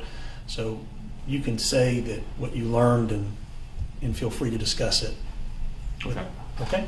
So you learned, did any of the officers say anything to Mr. Arbery when they saw the gun? The lieutenant challenged him at the door, said, stop, I need to talk to you. And at that point in time, he ran out the door, ran away from the officer, refused to comply with the officer's command to stop. I need to talk to you. Ran out the door and ran away from multiple officers there until he got to my position, where I tried to apprehend him as well. Okay. Did any of the officers try to put their hands on him or to physically restrain him? Yes. And what did Mr. Arbery do as a result of that? He resisted, he ran and swiped their hands away and ran. Did any of the officers get injured? One of the officers was chasing him and fell, yes. Okay. But no other physical signs of injury or scratches or anything like that? No. Okay. And once he ran, did other officers join in the chase of Mr. Arbery? Yes. Are you aware if any other officers gave him commands to stop or that they wanted to speak to him at that time? Yes. Who did and what did they say? I was more than less likely the second one who the officers that made contact with him initially, I'm certain based upon the reports told him to stop, that he made contact with, that he went past. When he got to my position, one of my now lieutenants was behind him, radioed me and gave me a description and said, that's the guy they're after that's running by your vehicle.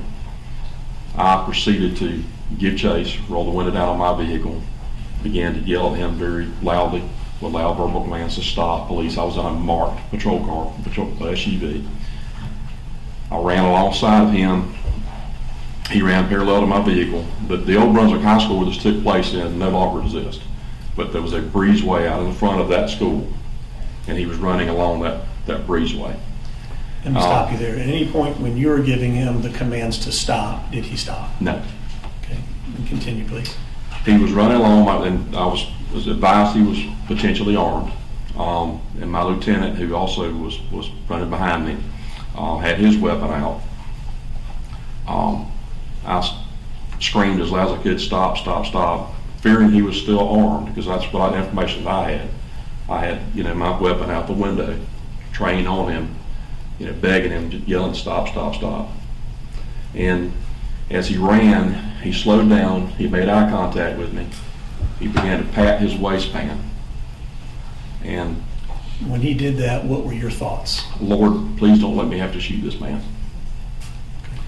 And the elements were certainly there to have used deadly force in that situation. I was praying I would not have to. He came up empty-handed. As he was patting his waistband, he didn't have anything in his hands. The lighting was not very good there. But when he come up with his hands, he kind of made eye contact with me again. And at that point in time, he began to run again, accelerating away.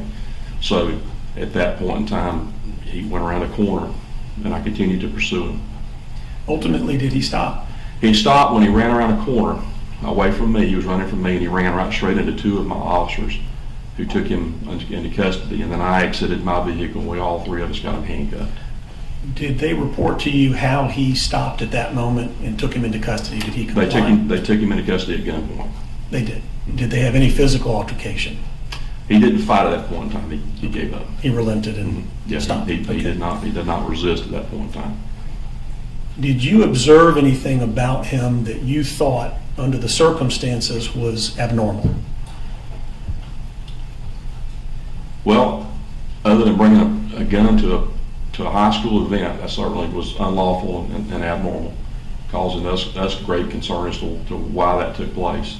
Knowing I was in a marked patrol car, yelling at him, please to stop, screaming at him, at the top of my lungs, as best I could to tell him to stop, and he would refuse to comply with those commands. And what the scary part of that for me was reaching for the waistband. I understand. He was ultimately arrested? Yes. For what? He was arrested for carrying a weapon on school property, and disrupting, because we had to lock down the event. We had to actually lock down the gymnasium, as that was going on, which caused a disruption there. The game continued, but it certainly caused a buzz there amongst the participants, and a great deal of anxiety amongst the people that were there. He was also charged with that. He was also charged with resisting lawful law enforcement officer with violence. Maybe obstruction? That's correct, obstruction of violence. At the time when he was being arrested, when the officers, and he had stopped running, did he say anything at that time? We asked him, where's the gun? Because at that point in time, we patted him down and couldn't find a gun. He said, I don't know, I must have dropped it. Okay. And did he say anything else about why he ran? He did. Okay. Did he do anything at that moment or behave in any way that you thought was abnormal in terms of connecting with you and talking with you? Not really at that point in time. He had resigned himself, he appeared to me to resign himself to the fact that he was apprehended, and there was no point in resisting or running or anything at that point. Do you know whether or not he ultimately resolved his case with a guilty plea? He did, and I'm not sure of the outcome. Spent several years ago. I knew there was a plea bargain in the case. I'm not sure exactly how it was adjudicated. Okay. I do know I don't recall ever going to a court hearing on it. All right. One moment, please.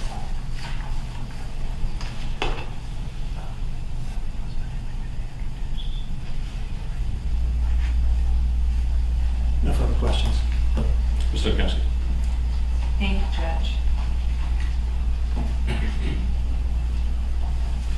Morning, Chief Ellis. How are you? Good morning. How are you, ma'am? Good, thanks. So, you said you were in a marked patrol car, is that right? That is accurate. All right. And how were you dressed at that time? I was in a Class B uniform, polo shirt, khaki pants, Glenn County School District Police. I was identifiable Okay. as a law enforcement officer. So anybody who saw you would know that you were, in fact, and indeed, a law enforcement officer. That is correct. Okay. You mentioned someone running behind you. This was your lieutenant? That's accurate. All right. How was he dressed? The same. Okay. So in identifiable uniform. That's correct. The two officers that Mr. Arbery ran into when he ran around the corner that apprehended him at gunpoint, how were they dressed? The same. Everybody's in law enforcement uniforms. Yes, ma'am. Easily identifiable Yes, ma'am. as law enforcement. That's correct. Okay. Were there other marked patrol cars out there? Yes. And the person who first noted that Mr. Arbery had this firearm on him when he was going into the gym, was that also a law enforcement officer? Yes, ma'am. How was that law enforcement officer dressed? The same. And do you recall that in this case, the weapon was actually found at the front of the gym? That is accurate. Okay, so he dropped it right away as he ran, right? Appears so. Okay, because obviously he didn't have it on him when you arrested him. Is that correct? That's accurate. All right. And then in this particular case, he was charged with 3 counts of obstruction. Is that right? Do you remember that? I'd have to refer to see exactly how many counts. Yes, ma'am. I don't know he was charged with that. offense. Does it sound familiar that he was charged with obstruction for Ron Harris by knocking Officer Harris to the ground? Is that correct? Yes, yes, ma'am, that would be an accurate statement, I would think. Okay, now, is Mr. Ron Harris the one who tripped over the speed bump and fell down during the chase? Ron did fall, yes, ma'am, and was injured, had to be, checked out at the hospital and was on light duty for several days after that, pretty scratched up. Okay. And then we also have Officer David Smith, whose arm was scratched. That's accurate. Okay. And then we have obstruction for you by failing to comply with your lawful commands to stop running. That's accurate. Right. And do you recall that Mr. Arbery then pled guilty to those charges and received misdemeanor sentences on all of those obstruction charges? Ma'am, again, that's been so many years. I knew it was adjudicated. I knew the matter was handled, but I couldn't testify to exactly what those circumstances are. I think we're looking at the record to see how that would reflect. But I knew it was handled, and it was a adjudicated issue. Okay. And I just want to make sure, this was December 3rd of 2013, is that correct?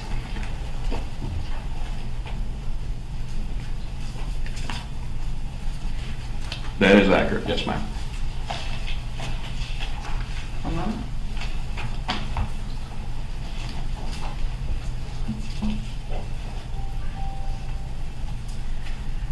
And at the time of this particular incident, to your knowledge, was Mr. Bryan, who's seated right here in the white shirt, was he present? Go ahead, stand up if it helps.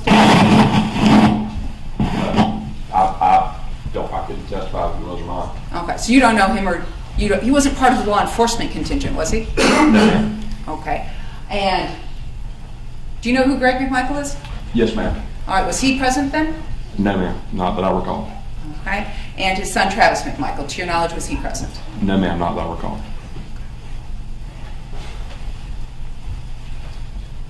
I will pass the witness. Just briefly. Chief Ellis, you had said you don't recall and you couldn't remember and might look at your reports. May I approach the witness, Your Honor? Yes. I'm just going to show you this document and see if it refreshes your memory. I showed it to opposing counsel. I'm not marking it. If you'll take a look here, she was asking you questions about. Okay, this is the disposition. Does that refresh your memory about the disposition of the case? Sure. Okay. And did he resolve that and take the document back? Did he resolve that with the felony plea 5 years probation? I'd have to look back at that document and see it again. Refreshes your memory. Okay. Now pose your question to me again, please. Yeah. You were just being asked about how he resolved it. I think the state had asked you on cross that he in fact resolved it with misdemeanor offenses, but did he resolve it with a felony plea to possession of a firearm? According to your document, which would be the most accurate record, not my memory, but this. Well, if it refreshes your memory. It says that he disposition, guilty, carrying weapons in school. Okay. Yeah. Just if you'll just look at it, Chief Ellis, and just see if that refreshes your memory. Yeah. If it does not, that's okay. If it does, then you simply contest. Non-jury negotiated. I'm not going to read it verbatim, Judge, but just 5 years sentence. Sir. Can't read it out loud. Okay, sir. So the question I need to pose to you based on all of the Okay. evidence is, Okay. after having looked at that document, does it refresh your memory about whether or not Mr. Arbery entered a guilty plea and carried 5 years of probation for carrying a firearm? According to this document, that's accurate. And sir, I've noted here on this board, you did not help me create this, did you? No, sir. Okay, but I've noted up here that he had an arrest charge, a gun charge and obstruction back in 2013. Does that accurately reflect essentially what you're testifying here to? Yes, sir. Okay. Nothing further, Your Honor. Anything else? Briefly, Mr. Sheffield. Oh, yes. Yeah. Oh, sure. Thank you. So, is my approach right? Good.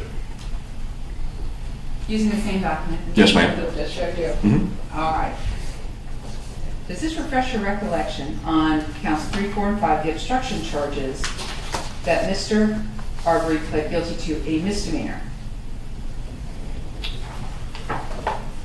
Ma'am, I don't see misdemeanor or felony anywhere on this page. I know those offenses or felonies. At least one of them is high and aggravated. The other two are felonies. I don't know what the disposition as far as if it was bargained down to a misdemeanor. So the sentence of only 12 months as opposed to a felony which would be 1 year or above, is that an indication to you here that he only received 12 months on the obstruction charges? On the obstruction charges, on the carrying a weapon to the school ground, it says 5 years probation. Correct. So I'm asking about the obstruction, not about the gun charge, but about the obstruction. It says 12 months sentence on your document there. And you know that to be misdemeanor sentencing, correct? I don't know that, ma'am.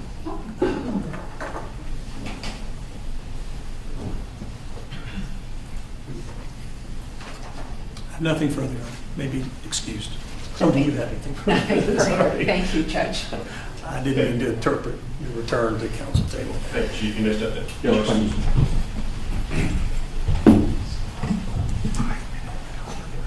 Mr. Shepherd, Yes. we can take a 5-minute recess. Yes, sir.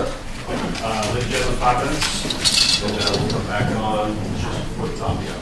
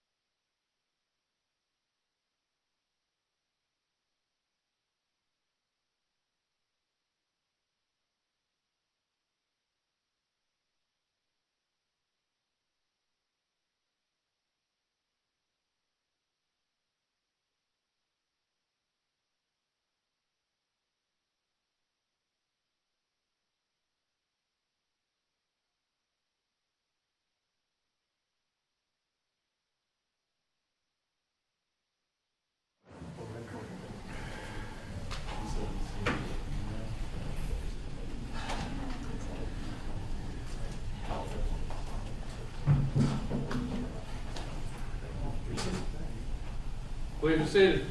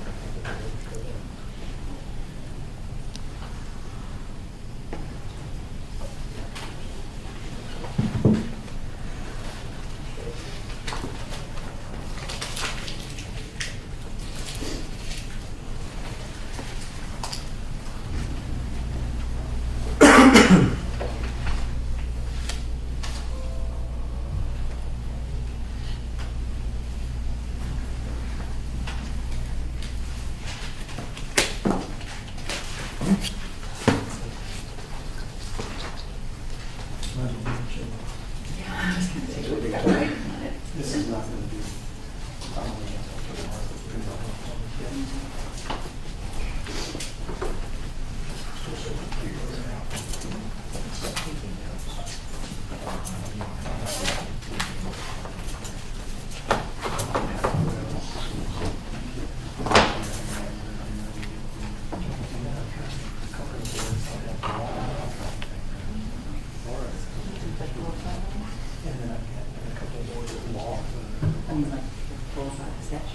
Yeah.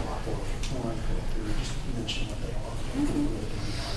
I just thought about that with a couple of apps from Google. So tell just and the area of 17. I don't I do like to use this one. So maybe it's just do you want to see what I'm writing? So where would you like me to put it so that you can see it? Right there. That way the witness can see it, the judge can see it, and I can see it. Okay. Some of the same.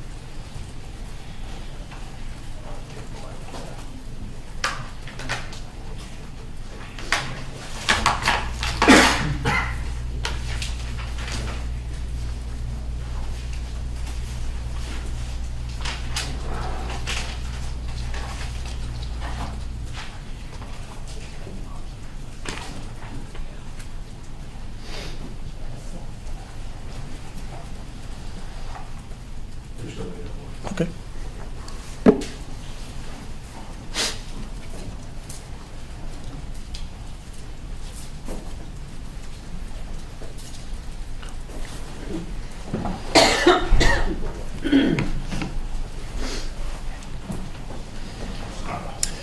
We are back on the defendant's presence. Chef of the next witness. Yes, defense calls Officer M. Canego.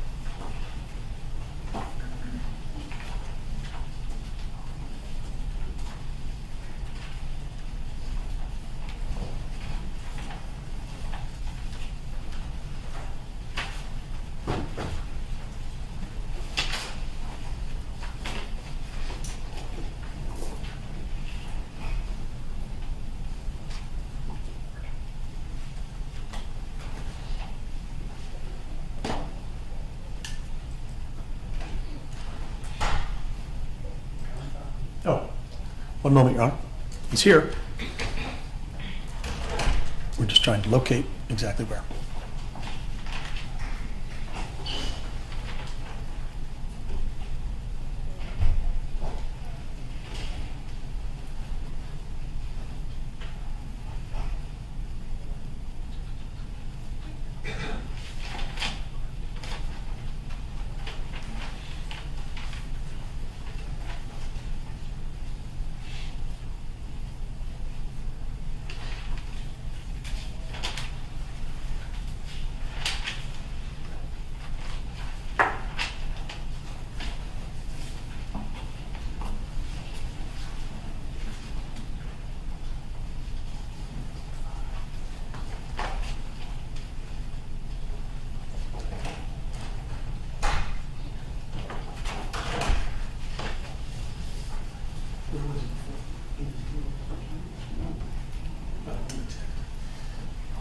Your Honor, may I just take a moment to turn my cell phone on and text the witness? He was here, and now all of a sudden he's not. I'm not sure if he thinks it's lunchtime or what.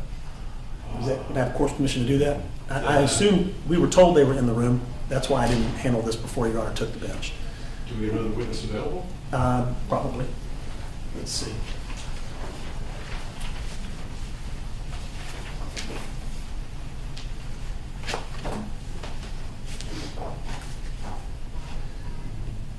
You can call Officer Mydell.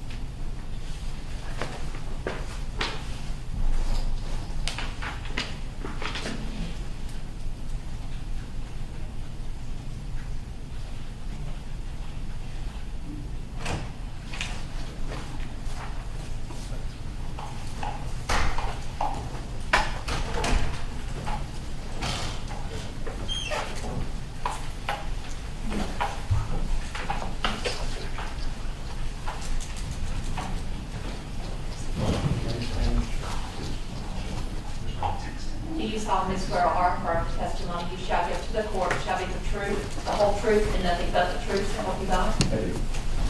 Go ahead, Mr. Shipman, your witness.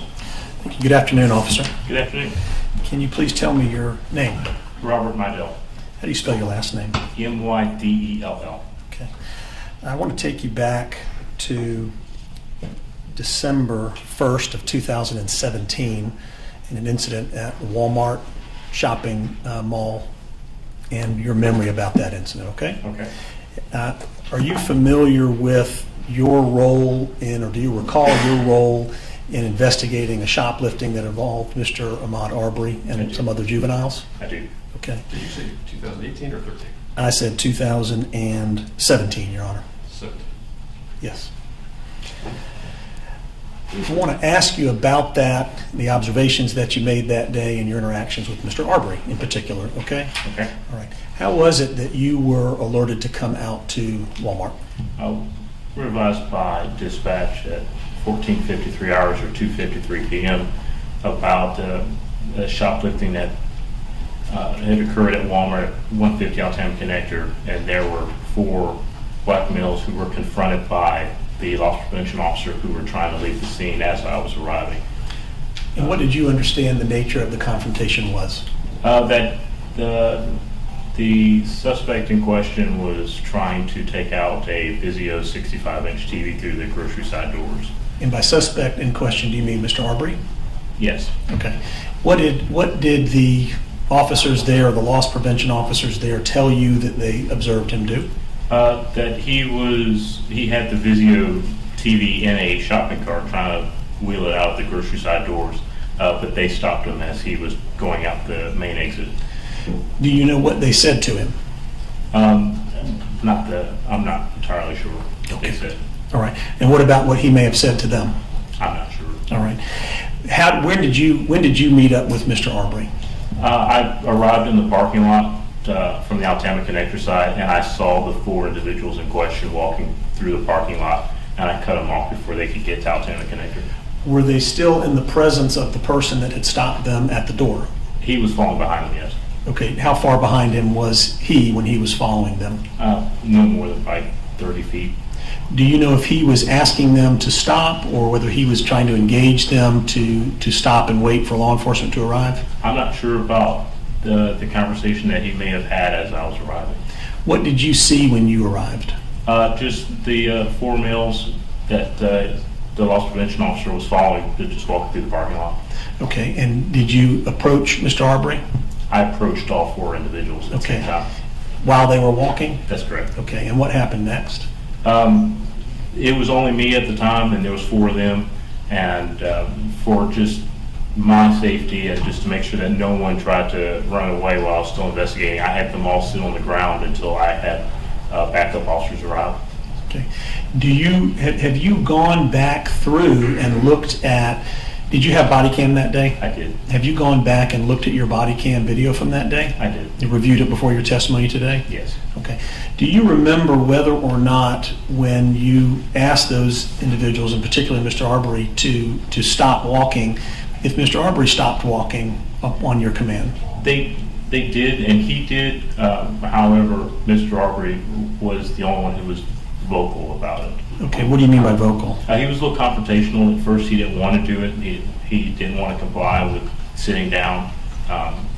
But after repeated requests, I'm not sure how many times I told him to sit down, they finally just did it. And I guess that was also when backup officers started to arrive. Okay. Did you find anything unusual about your needing to tell Mr. Arbery in particular several times to obey the command that you were giving him? Not necessarily, no. Okay, why not? It's, just you tell someone to do something and, they don't want to do it. It's kind of just, you ask them again and again until you do. Unfortunately, it's just kind of what we deal with. What about the other males that were with him? Did they immediately comply and sit down? Yes. Okay. When you say confrontational and was saying things, what types of things was he saying? To the context of specifics, I'm not entirely sure, but it was just, you could tell he was in an agitated state, the use of profane language, and just not wanting to comply. And when you say agitated state, can you describe what it was that you observed that made you feel like Mr. Arbery was agitated? Like I said, the use of profane language, the elevated tone of his voice, and it was the difference between him and the other 3 individuals who were complying that just kind of, I just knew that, if something were to happen, that it may have just been him and not the other 3. Was there anything about his body language? Just the use, not entirely sure. I mean, I could just tell like the stance that he was taking and how he was, the use of his hands, how he was moving them around in rapid succession, just kind of made me seem as though that he was a little more on edge than the other 3. Okay. Did you confront him about the accusation that he had stolen a television? Yes, he claimed that he didn't try and take it.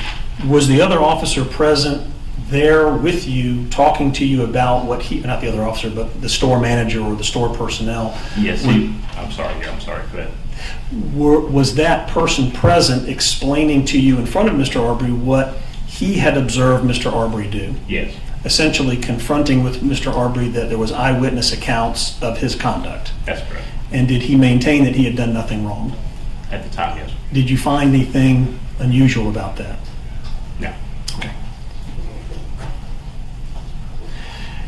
Did you ultimately place Mr. Arbery under arrest for theft by shoplifting? I did. And do you know whether or not he was ultimately convicted of that offense?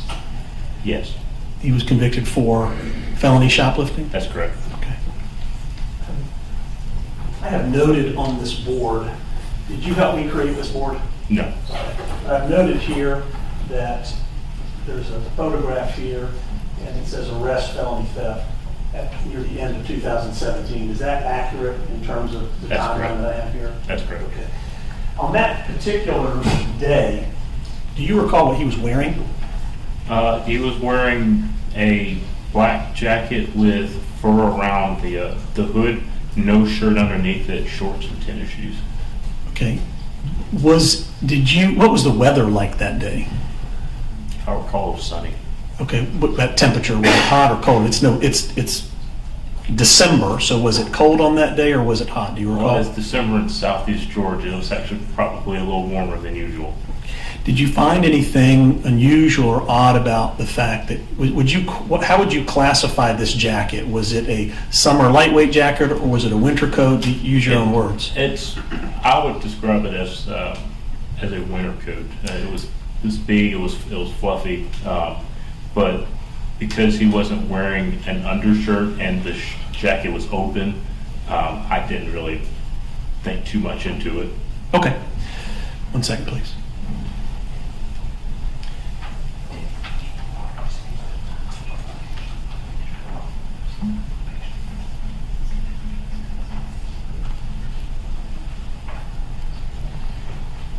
Do you recall, you said you had testified that he had entered a plea. Would that be a plea to felony theft or attempted theft? I'm not entirely sure. Do you know what he was convicted for? Whether it was a felony or a misdemeanor? No, I'm not sure. Or how much time he got on that particular offense? I'm not sure. Okay. Do you have documents with you that would reflect that to help you in your memory? Documents reflecting. Yeah, how the incident was resolved in the court system that didn't necessitate you coming to court to testify. No, I don't have those documents. Okay. 1 second, Your Honor.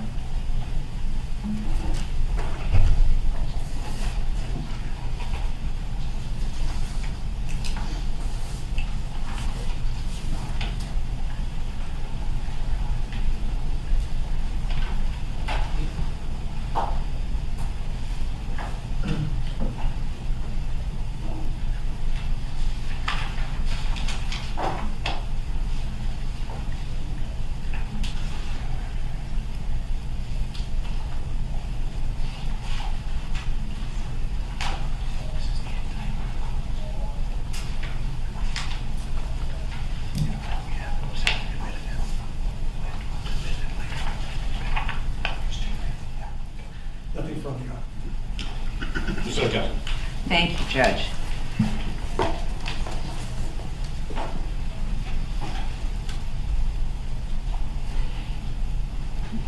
Officer Mydell, was this incident anything extraordinary or outside of the ordinary with any of the shopliftings you've ever encountered? No. No. And how were you dressed when you arrived? I was in a Class B uniform, which consists of a short sleeve shirt that has our full markings, our badge or patches, and then uniform pants and a duty belt. It was obvious to anyone that you were in fact a law enforcement officer. That's correct. And when you arrived, what kind of vehicle did you arrive in? And a marked vehicle. Right. Now, do you recall that the other people who were with Mr. Arbery, 2 of them were 15 and 1 was 17? That's correct. Okay, so they were juveniles. Yes. And these are the 3 who sat down right away? That's correct. Okay. Now, he used profanity. Was this the first time you've heard someone use profanity with you? No, ma'am. Was this the first time someone has appeared to be agitated in using their hands to talk to you? No, ma'am.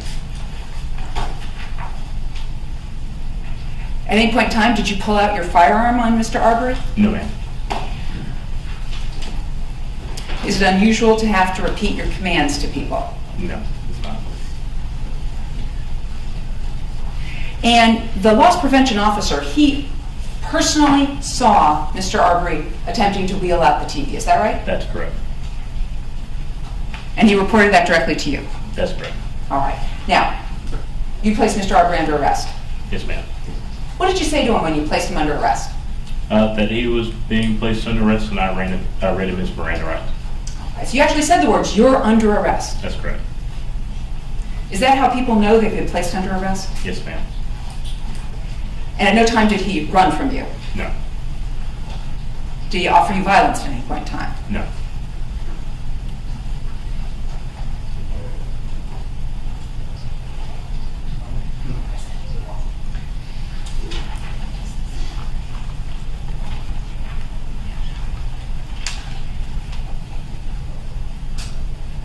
I'll pass the witness. Thank you, Judge.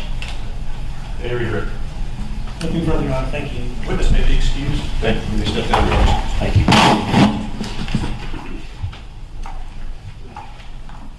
Defense calls Officer M. Canego.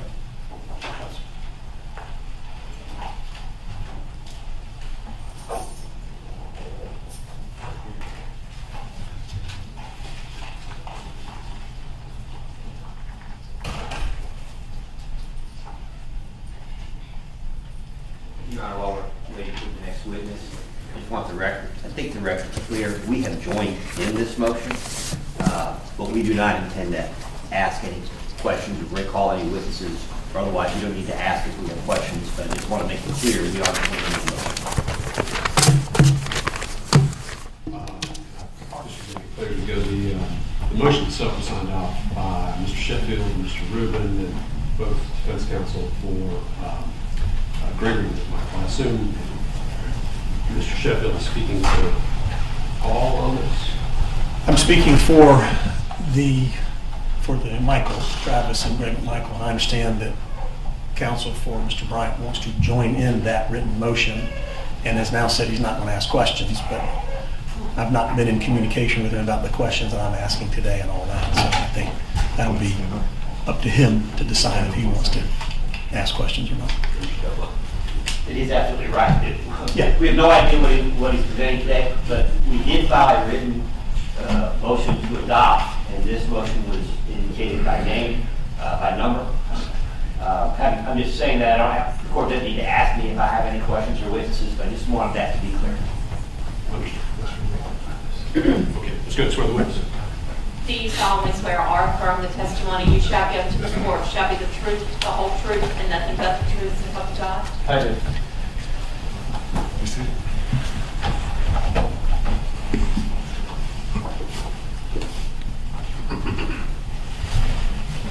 Good afternoon, sir.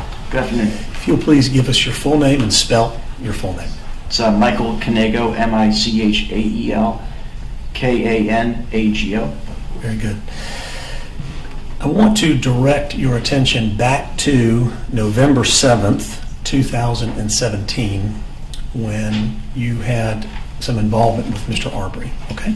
Okay. Have you spoken to me about that incident with Mr. Arbery? I have.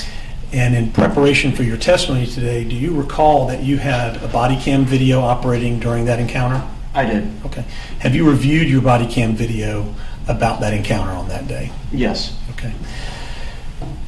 Can you tell us where you were employed back on November 7th, 2017? The Glenn County Police Department as a patrol officer. What were your responsibilities on patrol at that time? Responsibilities would be respond to calls of service, enforce traffic, search for any kind of criminal activity, things of that nature. Okay. And when you say search for criminal activity, what does that mean? Look for different circumstances that may indicate that a crime has been committed or may be committed. Okay. In this particular area of this stop, where was that? What was the area called? It was Townsend Park, Okay. which is in the Arco neighborhood. Townsend Park? I'm not sure if that's the exact name, but it's on Townsend and Whitlock. Okay. How long had you been patrolling and working as an officer in that area? In that area, I'd be put into different zones, but I have patrolled that area before, and I've been a police officer at that point for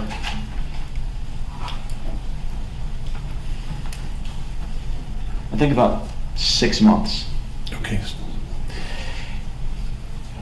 As part of your training, did you learn how to...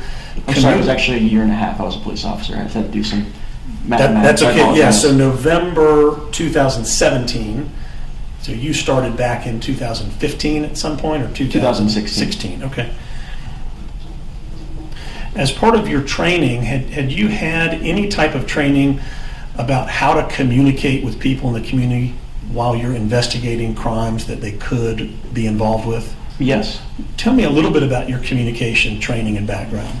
I was, part of my communication training was in when I was in grad school at Florida State University, I was a graduate teacher's assistant where I actually taught fundamentals of speech in a lab. I graduated from Florida State University in 2015 with a degree in integrated marketing and communication management. And just self-study when it came to communication. What about in your training as a law enforcement officer? Were you taught how to approach people, to begin an investigation, and how to engage them in conversation? I can't remember if we were ever fully trained on how to just approach people. Okay. Tell me about, what did you know in November of 2017 about the Townsend Park Arco neighborhood area? The Arco neighborhood, it's a fairly high crime rate area. We get quite a lot of drugs in that area. There's quite a bit of gang activity, everything from property crimes to crimes against people, vice crimes. And how did you come to learn this? Through my knowledge and from other officers who have worked that area. Had you handled any calls prior to November 7, 2017, where you had gone out and done investigation yourself about these types of crimes in the Arco neighborhood? Yes. And is it correct to say that the Townsend Park is within the Arco neighborhood? Yes. Okay. On this particular day, what led to you stopping and speaking with Mr. Arbery? When I was driving that area, patrolling the area, I saw this vehicle that was parked. I don't know the exact, the proxemics of it, but it was pretty far back next to the railroad tracks. And we don't usually, at least I have never seen a car parked in that area way back in the park. There's a gravel U-turn area that's in the front of the park. But I've never really seen people park way back in the grass. So is there a road that runs in front of the park? Yes, that would be Townsend Street. Okay. And then you said there's a gravel parking lot. Is that what you enter off of Townsend Street? Yes. Can you see what I'm writing up here? No. No? Unless it's, no, I don't. A little bit of a turn? Can you still see? Can you see this a little bit now? Yes. Maybe you can slide your chair over a little bit that way. That's, Nope, it's fastened. All right. You said there's a gravel area. Would it be fair to draw the gravel area around here? yes, Okay. Are there restrooms here? there are. Where are those located? Pretty much right behind the gravel. Let's say this is the back of the park. Where would the restrooms be here? If it's not to scale, but it's going to be about probably about 2 inches behind from there. Okay, That's probably where I over put here. them. Okay. And there are train tracks that run next to this park? Yes, Where are they? Over here on the left side? on the left side. Okay. Is this fairly, not to scale, but kind of give Right. us some context? What is on the left side of the train tracks? I think that is. I'm trying to think of the street. It's Is it a neighborhood? it's a neighborhood. Okay. So there's houses here? Yes, Okay. And what about on this side of the neighborhood? that I think is. If I'm not mistaken, it's Wiley Avenue, which would be houses on that side as well. Running this way? Yes. And then houses over here? Okay. So where then, in the context of this, was Mr. Arbery's car? I would say somewhere in between the restrooms and the back, next to close to where the bigger power pole is. Okay. So right around where. Not all the way in the back? Not all the way in the back. But Right this- around, probably right around there. Okay. Is there a road or gravel that leads back to this part of the park? No. Do people play in this area in the park? I think they do now since they've added a basketball court and some things toward the front. Back in 2007? But back in 2017, I don't think there was anything back there. Okay. So this is, are you saying that you observed his car parked back there as you were driving past? Yes. When you observed his car, could you see who was in the car? No. Could you see the color of the person in the car? No.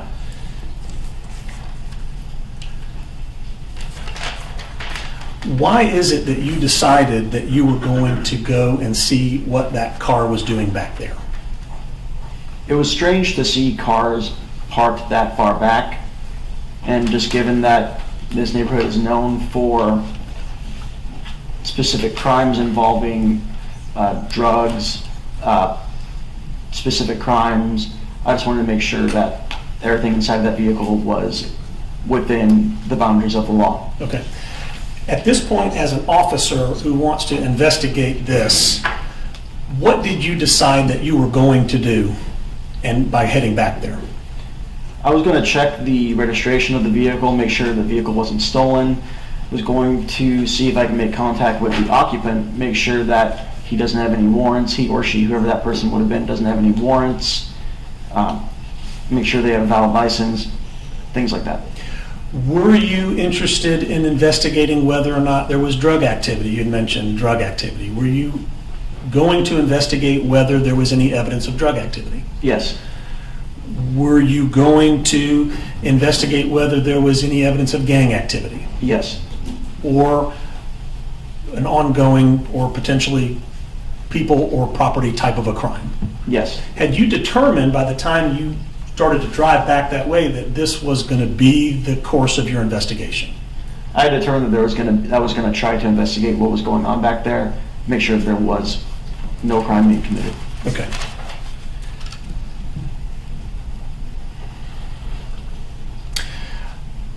I want to show you the video, and at this time, Your Honor, I've marked as defense exhibit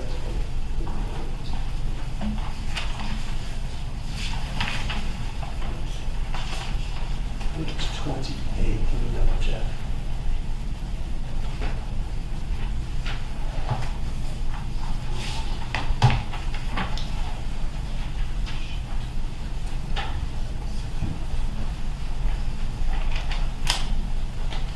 Pre-marked all these for court in the state.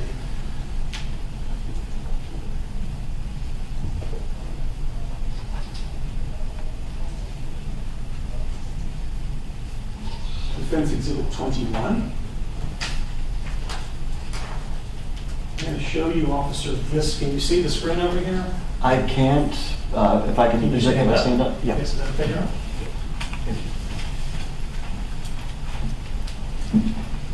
Does that appear to be your body cam video from November 7, 2017? Yes. Okay. And after reviewing it before your testimony today, is that a fair and accurate depiction of what happened with your encounter with Mr. Arbery that day? Yes. Okay.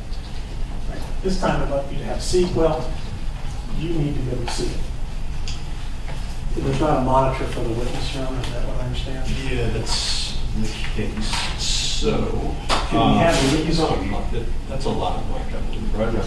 Why don't we have it set down to that live mic? Should be able to see the video from there. It is live, Your Honor. Okay, they just need to. Why don't you come sit over here in the jury box? Thank you.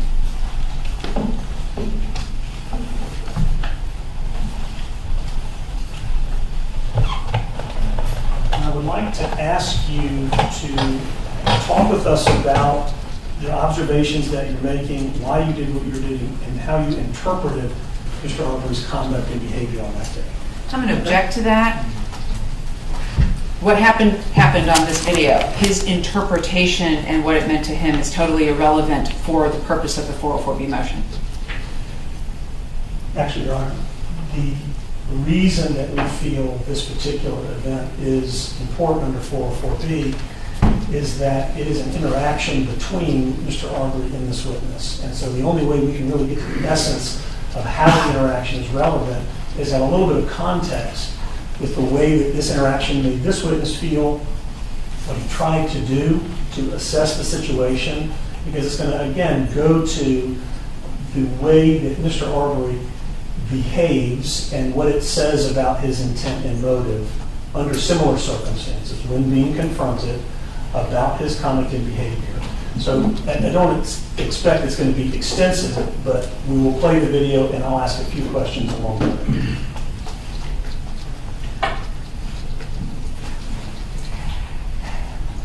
Once again, relevancy as to this officer, who is not those three defendants, and what his interpretation, what he's thinking, and how Mr. Arbery appears to him under these circumstances in 2017 have absolutely nothing to do with what took place in 2020.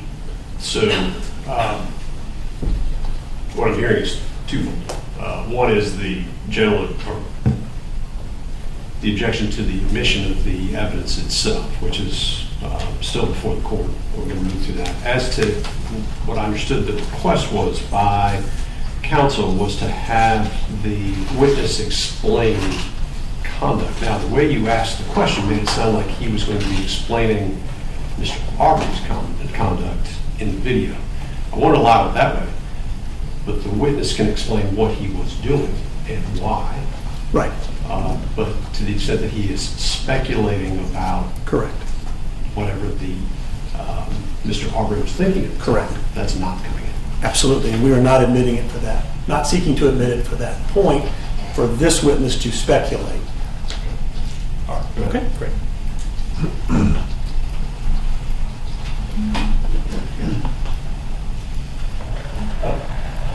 Is it admitted, Your Honor? You wasn't intended. I move to admit Defense Exhibit 21. No objection. What format is it coming in? It has been saved on a flash drive as a video, and its label is Defense Exhibit 21.11.7.2017. So you will have it on that flash drive, and the clerk will have it on that flash drive. The court, I expect, would say it's admitted. Anything that's on that flash drive that is not admitted or can be considered by the court, we would delete it off there, and then the court would just have the exhibits that were admitted on the flash drive. Okay, so we're talking about how it will be, it's been tendered, it's admitted.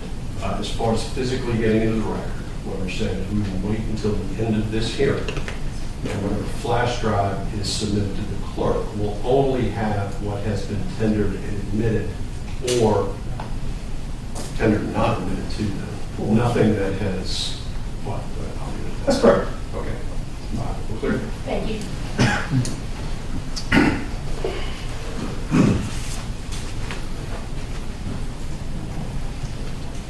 What are you doing here? Right here, I'm making my approach to Mr. Arbery's vehicle. There's a pole that's just passed. Is that the pole that you were talking about, the tower? I believe so. And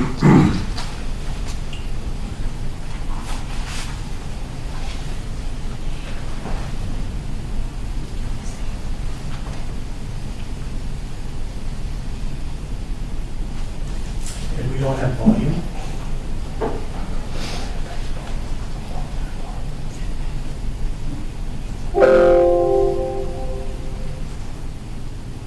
What is it? Okay. I'm up. What is the first thing that you, when is the first time that you actually see the occupant of the car? When he got out of the vehicle. Okay. Did he get out of the vehicle? When did he get out of the vehicle? Your Honor, at this time, the state's going to object. If we could just, the state would prefer that we just play the evidence and show it without the interruption of constant questions, and if he wants to ask questions afterwards, the state would just prefer that this evidence be tendered as opposed to parsed out with constant stopping and starting. Well, I'd like to be able to specifically make the points to the court. If you'd like me to play all of it, and then I can go back and do it again. My understanding was it was going to be limited. We're not going to go 10-second increments through. We're just to explain this for the witness. officer to explain what he was doing on the video. Correct. I was just asking him what he was doing right there at that moment. Yes, sir. Okay.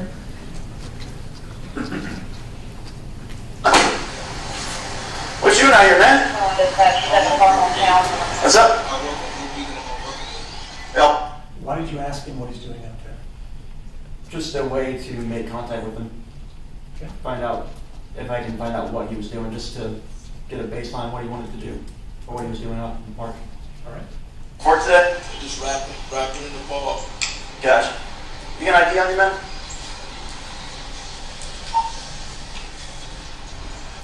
Why did you ask him for his ID?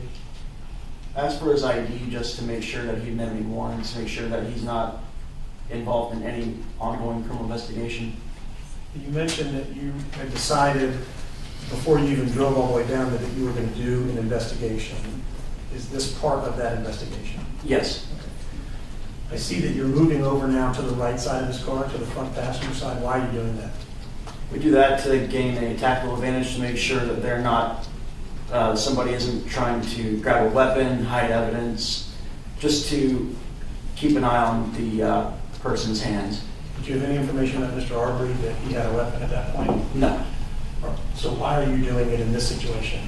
I do that in just about all my situations, just to make sure that somebody does not come out with a firearm. Okay.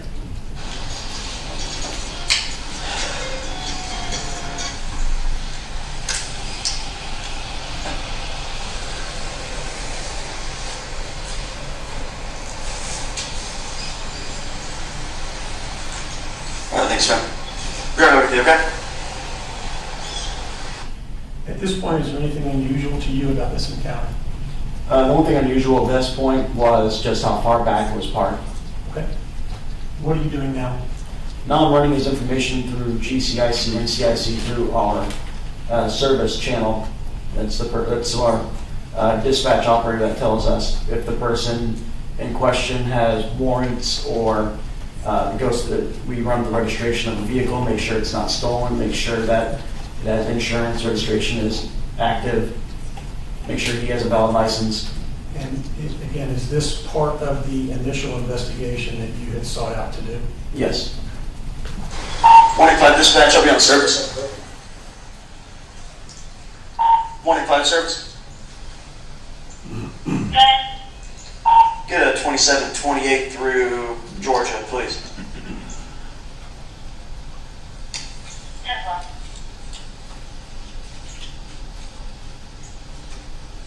25, go ahead with that 27. It's going to be 058 065 478 058 065 478. 10 for you, about 28. 10 4 1063. 10 for ahead. Papa Quebec Zulu 4442 PQZ 4442.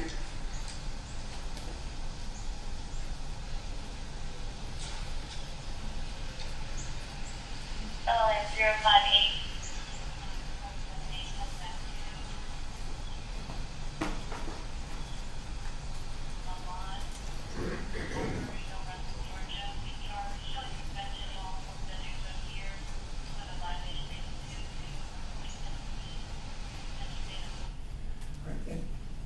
The language that you were using in talking with dispatch, what was that about? Are you referring to the 10 codes? Yes. That's just, it just makes it easier to communicate. Sometimes words can get lost during the transmission, so you just have it in a uniform 10 code that we all abide by. It's easier to communicate.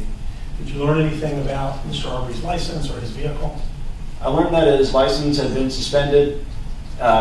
His vehicle, I believe, was active and valid when it comes to insurance registration. Okay.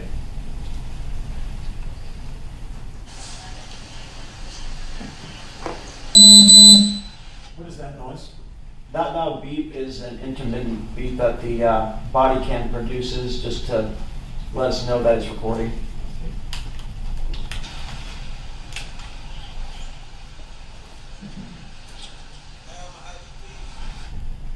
Do you hear Mr. Arbery speaking to you? I do. And what is he asking you? He has to get his ID back. Yeah, give me a second, man.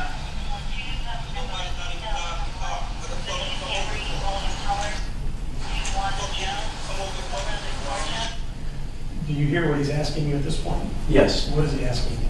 He's asking why I'm fucking with him, and nobody's driving the car. So why am I messing with him? Is what he's asking. Okay. Is there anything unusual about that? I believe it was. Usually on relatively what appeared to be routine stops like this, if everything's good to go, people are usually patient, and they'll have no problem with us with their running their IDs and things of that nature. They don't usually come out and just verbally speak to them. They don't usually speak to us in in that matter. Okay. Are you thinking, does this impact your investigation at all, in the way you're thinking about your investigation? It does. In what way? It rose trying to explain this the right way. Take your time. When somebody verbally escalates in that matter, in that way, sometimes it raises our suspicion as to why they're so angry, what's going on. Sometimes it can lead us to think there might be something else going on. Have you drawn any conclusions at that point that something was in fact going on, quote unquote? No. Why am I fucking with you? You want to know why I'm fucking with you? Why do you say that? Part of it is because it's a matter of kind of a communicative leveling. You can communicate with somebody by speaking to them the way they speak to you. The other part of it was a little bit surprising that somebody was speaking to us in that regard when it was such a routine stop at the beginning. Okay. Did you have any training about the way that you're supposed to speak with people if they use curse words at you or begin to speak to you in a way that's not typical? It's essentially mirroring. That's something that we learn about in communication practices. You can mirror through mirror verbally, non-verbally, speech patterns, things of that nature. Keep your hand in your pocket. I ain't got shit on me. What the fuck you fucking with me for? Is there anything about him walking towards you in this way that is concerning? Having your arms out to the side, one thing that we have seen before in things like modern media and just TV, and what we learn through everyday lives is sometimes that could be construed as challenging body language. Do you consider the possibility that things may escalate in ways that could become dangerous? Is that at all in your thought process? Yes. Does this contribute to those types of thoughts in any way? It does. In what way? Part of it is the verbal escalation, the body language that appears to be challenging, not having conducted a pat-down at that point, know if there's any weapons on him.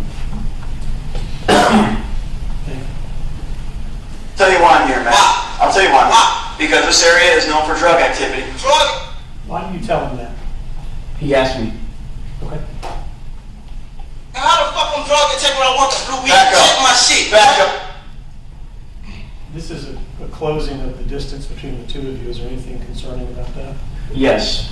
We want to make sure that we try to keep people a little bit further apart just for a reactionary distance if somebody were to try to attack somebody.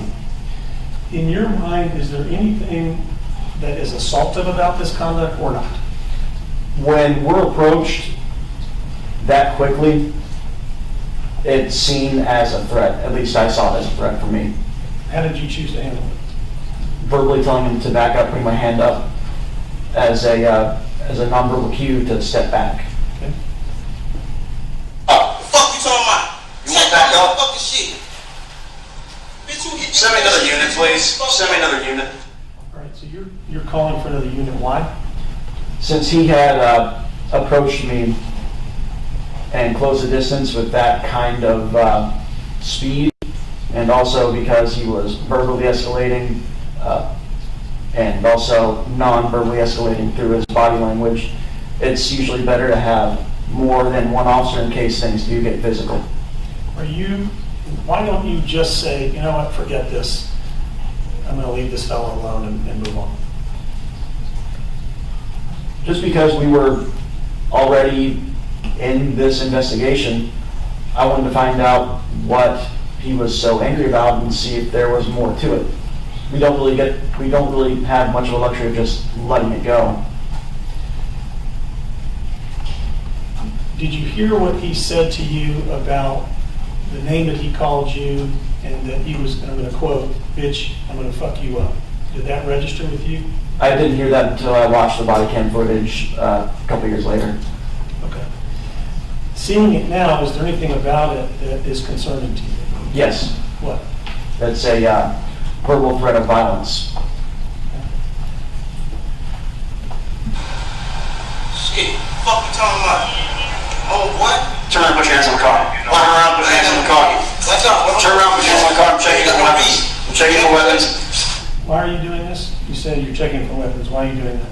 I'm checking for weapons because he's already been verbally aggressive, physically aggressive, and given that this area is known for violent crime, I want to make sure that for the duration of the stop that that there didn't have any weapons on him. I'm not searching you. I'm checking you for weapons. All right, man? You know how many warrants? I know, but you're coming up on me. Make me kind of nervous. Okay? You bothering me for nothing. I work at Blue Beacon, bro. Where's Blue Beacon? Blue Beacon is on exit 29, man. Okay. Listen, man, I'm not here to ruin your day. I'm here to look for any kind of criminal activity. That's all I'm doing. Criminal activity? I'm in a fucking park. I work. The fuck is you talking about? Why are you trying to explain your purpose here? Communication is part of the key to de-escalation. So I'm trying to explain to him why I'm there to try to bring him back down to a level where we can communicate. And is it working in your mind? No. Is there anything that then causes you to think something about this particular individual that is concerning or suspicious? Just his overall demeanor, the way that he's been approaching, the way that he's been verbally assaulted, things like that. Are you trying to figure out what that could be related to? Yes. And what are some of the possibilities in your mind at that time?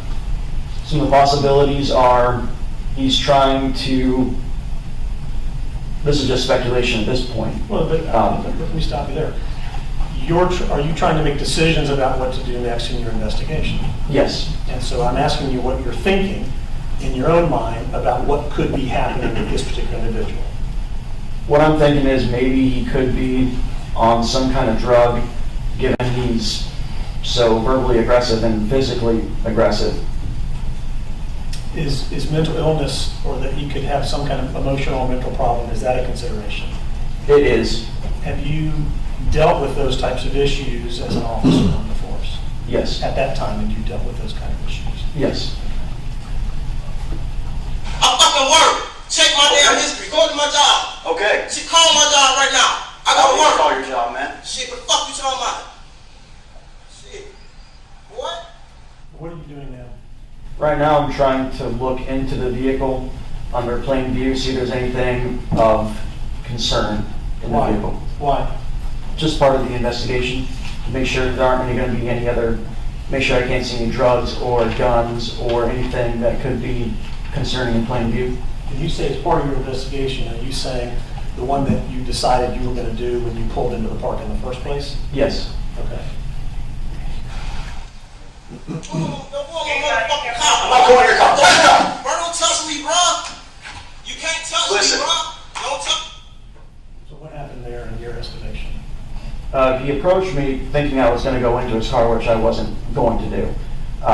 He approached me fast enough to the point where I actually had to physically push him away from me. Okay. And what was the concern that you had at that moment? The concern at that point was he was going to assault me. Do you feel like his conduct was in fact assaultive already or not? I think it was to a point, but at that point that was clear that it was an assaultive behavior. That one was. It's my car. You don't touch me. I'm not touching your car. Don't touch I'm looking me, bro. inside your car.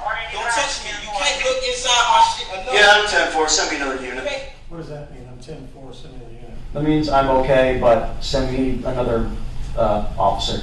Why? Because he's still escalating. I just wanted to have another officer there in case things were to become physical. Touch me, bro. Straight up. I'm not touching you. Okay?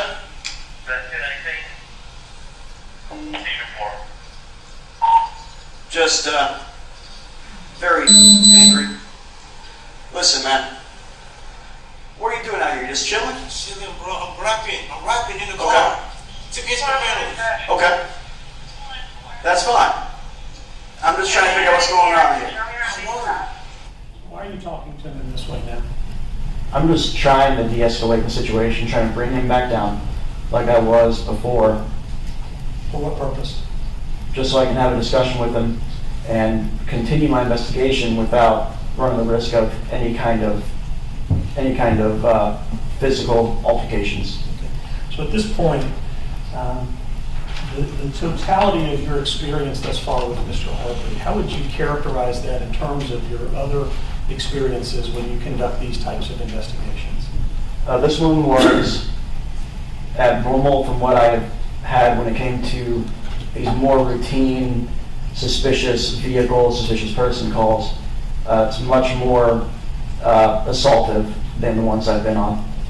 In the past, when you've used these techniques to try to talk to someone or explain to someone, in the general sense or the majority, how have those individuals responded to the techniques that you're using here in this particular style? Once I explain to somebody why I'm doing what I'm doing, it'll usually calm them down because now they have that answer. The fact that this continued in this way for the time period that it has, did it lead you to draw any further conclusions or just the ones that you've been arriving at already? Just the ones I've been arriving at already, the ones that continually built up that we've previously mentioned. I get that you're working. What else you want from me? I'm just trying to figure out what's going on out here, man. Working, rapping, I rap. Okay. Damn, what the hell are you talking I about? know, you're just acting you're jumping around, getting a little bit nervous on me. I think I see something. Let me ask you this. With his explanations to you and his answers to you, do you feel he's connecting with you about the explanations that you're giving him? I feel like he was trying to explain what he was doing, rapping in the park, but at the same time I wasn't fully, it didn't dispel my suspicion all the way after hearing he's just rapping in the park. You see in the video another officer's approaching. Yes. Okay. Did you ultimately arrest Mr. Arbery for anything? No. Did you conclude your investigation? Yes. How so? I allowed him to go. Okay. And you said that you heard that there was a suspended license. Yes. Did you charge him with suspended license? No, because I didn't see him drive. Okay. You said that you had experienced some assaultive conduct and some moves by him towards you. Did you charge him with any kind of misdemeanor assault or any kind of assault at all? No. Or any kind of obstruction? I did not. Why not? At that point, I didn't even realize that a crime had been committed. I was still relatively new, and I wasn't fully aware that his behavior was construed as a crime at that point. In terms of what you felt as it was assaulted, but you weren't linking it up to an actual crime? Correct. At that time. Okay. The plastic and the thing over here. Go ahead, bro. You can't go on my car. You're not allowing me to search your car? You can't go in my seat. I'm not asking you. Just don't reach the car, man. You can't. So what's this all about? Officer Haney arrived to assist me. He had not been made aware that I had had him down for weapons, and we want to make sure that during the course of some kind of investigation, we don't have people go back into a vehicle, because that area is an unknown area. We're still not sure if there's a weapon in the car or any kind of firearm, any kind of thing that can be used to assault either us or somebody else.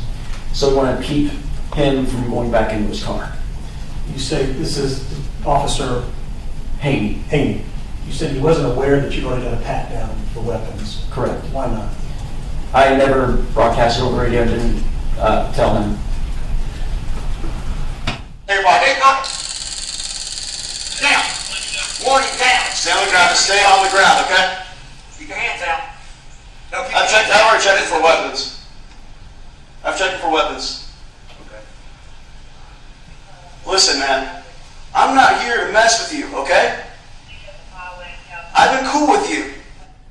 Why are you going back into this explanation at this point? At this point, since we actually have him on the ground and there's another officer there, usually that can assist in de-escalation because it shows that, you know, it's a 2-on-1 kind of situation. It's just meant to keep it where everybody's going to be on a better behavioral plane. Does it escalate anymore after this? No. And at the conclusion of this, is there any further confrontation or aggression or anything like that? No.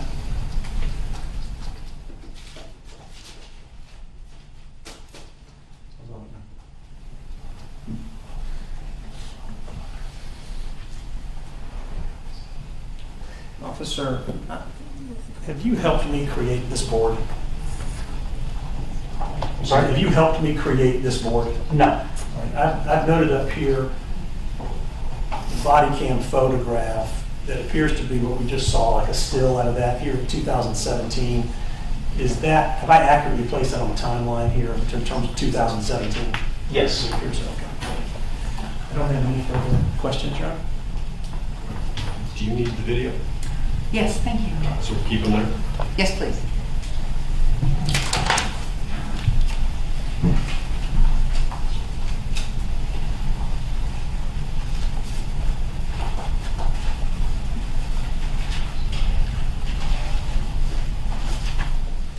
The entire time. You get out of the car, you come up on me, okay? I get that, man, and I'm just here to make sure everything's okay. I don't know you, you don't know me, all right?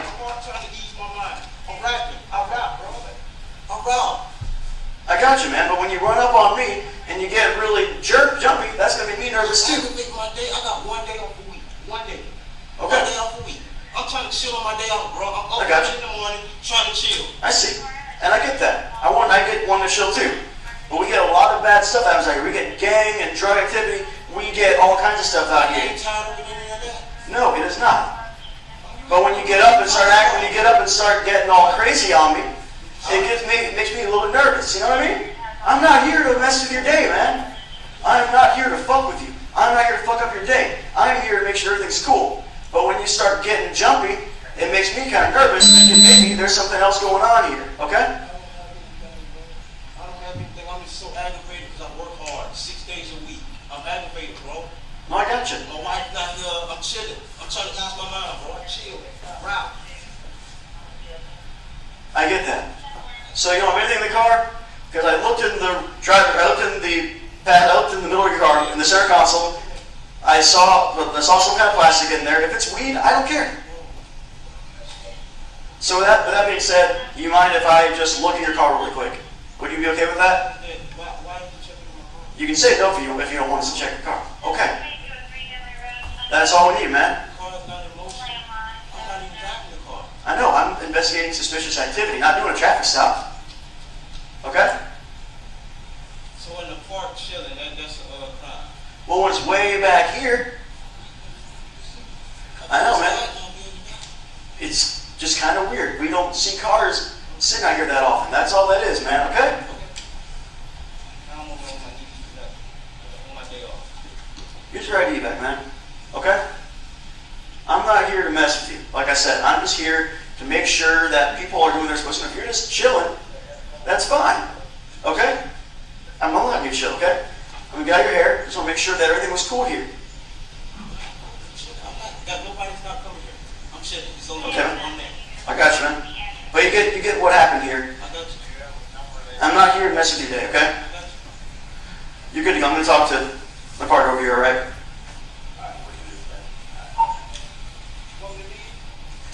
If you can, well, your car, your license is suspended. So, technically, you can't really drive the car.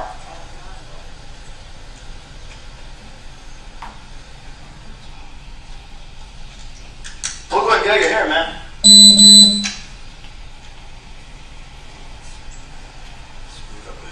Yeah.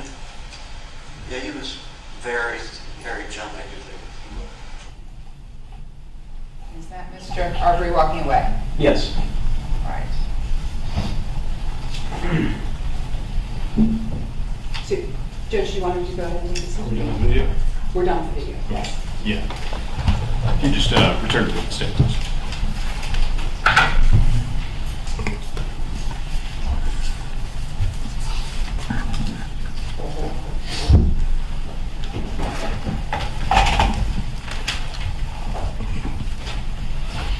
Now, because you were wearing your body cam, we couldn't really see how you were dressed. What did you have on during this encounter? I was wearing a full Glenn County uniform. Back then, it was our brown and tan pants, or the tan pants, brown line on the pants on the side, and a brown uniform style shirt and a badge. And similar to how Officer Haney was dressed? Similar. Right. Anybody who saw you obviously knew you were a police officer. Yes. And what kind of car were you in? That's a Ford Interceptor. Was it a marked patrol car? Yes. Sorry. Okay, that's okay. Same thing that Officer Haney was in. He is in a marked patrol car, yes. All right. This was 9 a.m. in the morning, Yes. November 7th, 2017. I believe that's the date, yes. And you've been on the job for a year and a half. Yes. Was this the first time somebody had used profanity with you? That was the first time that somebody had acted that way with me, yes. Okay. That I can remember. That was my question. Is that the first time someone had used profanity with you? I believe so, yes. A year and a half as a patrol officer and no one had used profanity with you? De-escalation's a forte of mine. Okay.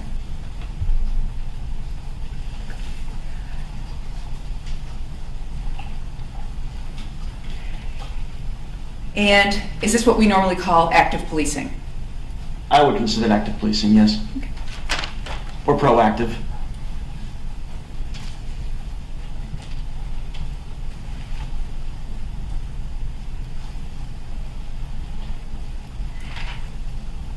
You didn't find any weapons on Mr. Arbery? No. Didn't find any drugs on Mr. Arbery? No. You didn't arrest Mr. Arbery? No. You let him walk away? Yes. Okay, and this was after you had him down on his knees and Officer Haney had fired his taser at Mr. Arbery, right? Yes.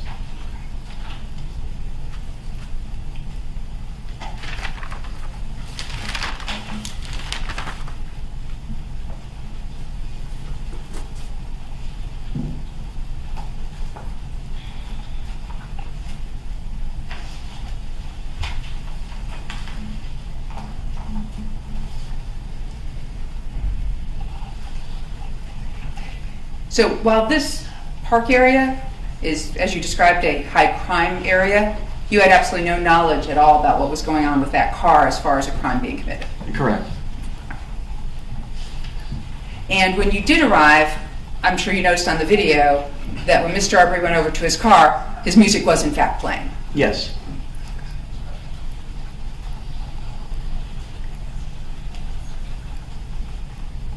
I'll pass the witness. Any reason? Nothing further. Thank you. Officer can be excused. Yes. Sir, you may step down. You are excused. Thank you, sir.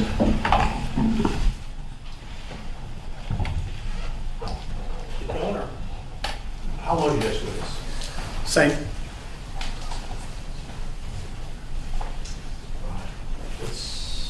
Let's do one more. Short lunch. We can do a short lunch if you'd like. 30 minutes. I'm going to need a bathroom break. Let's go ahead, let's break before this witness. Yes, sir. We're going to take a lunch break. It's relatively short, just keep moving, we'll do 40 minutes, we'll come back at the top of the hour. Yes, sir. Thank you. We are recessed.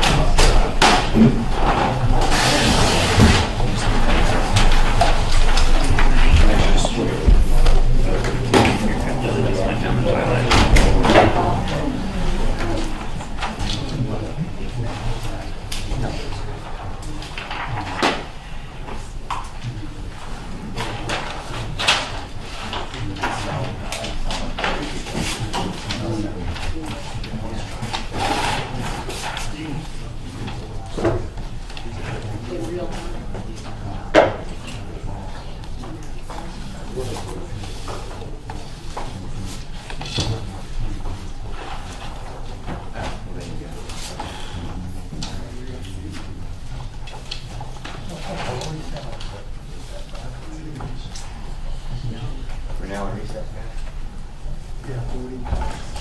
Yeah. Okay.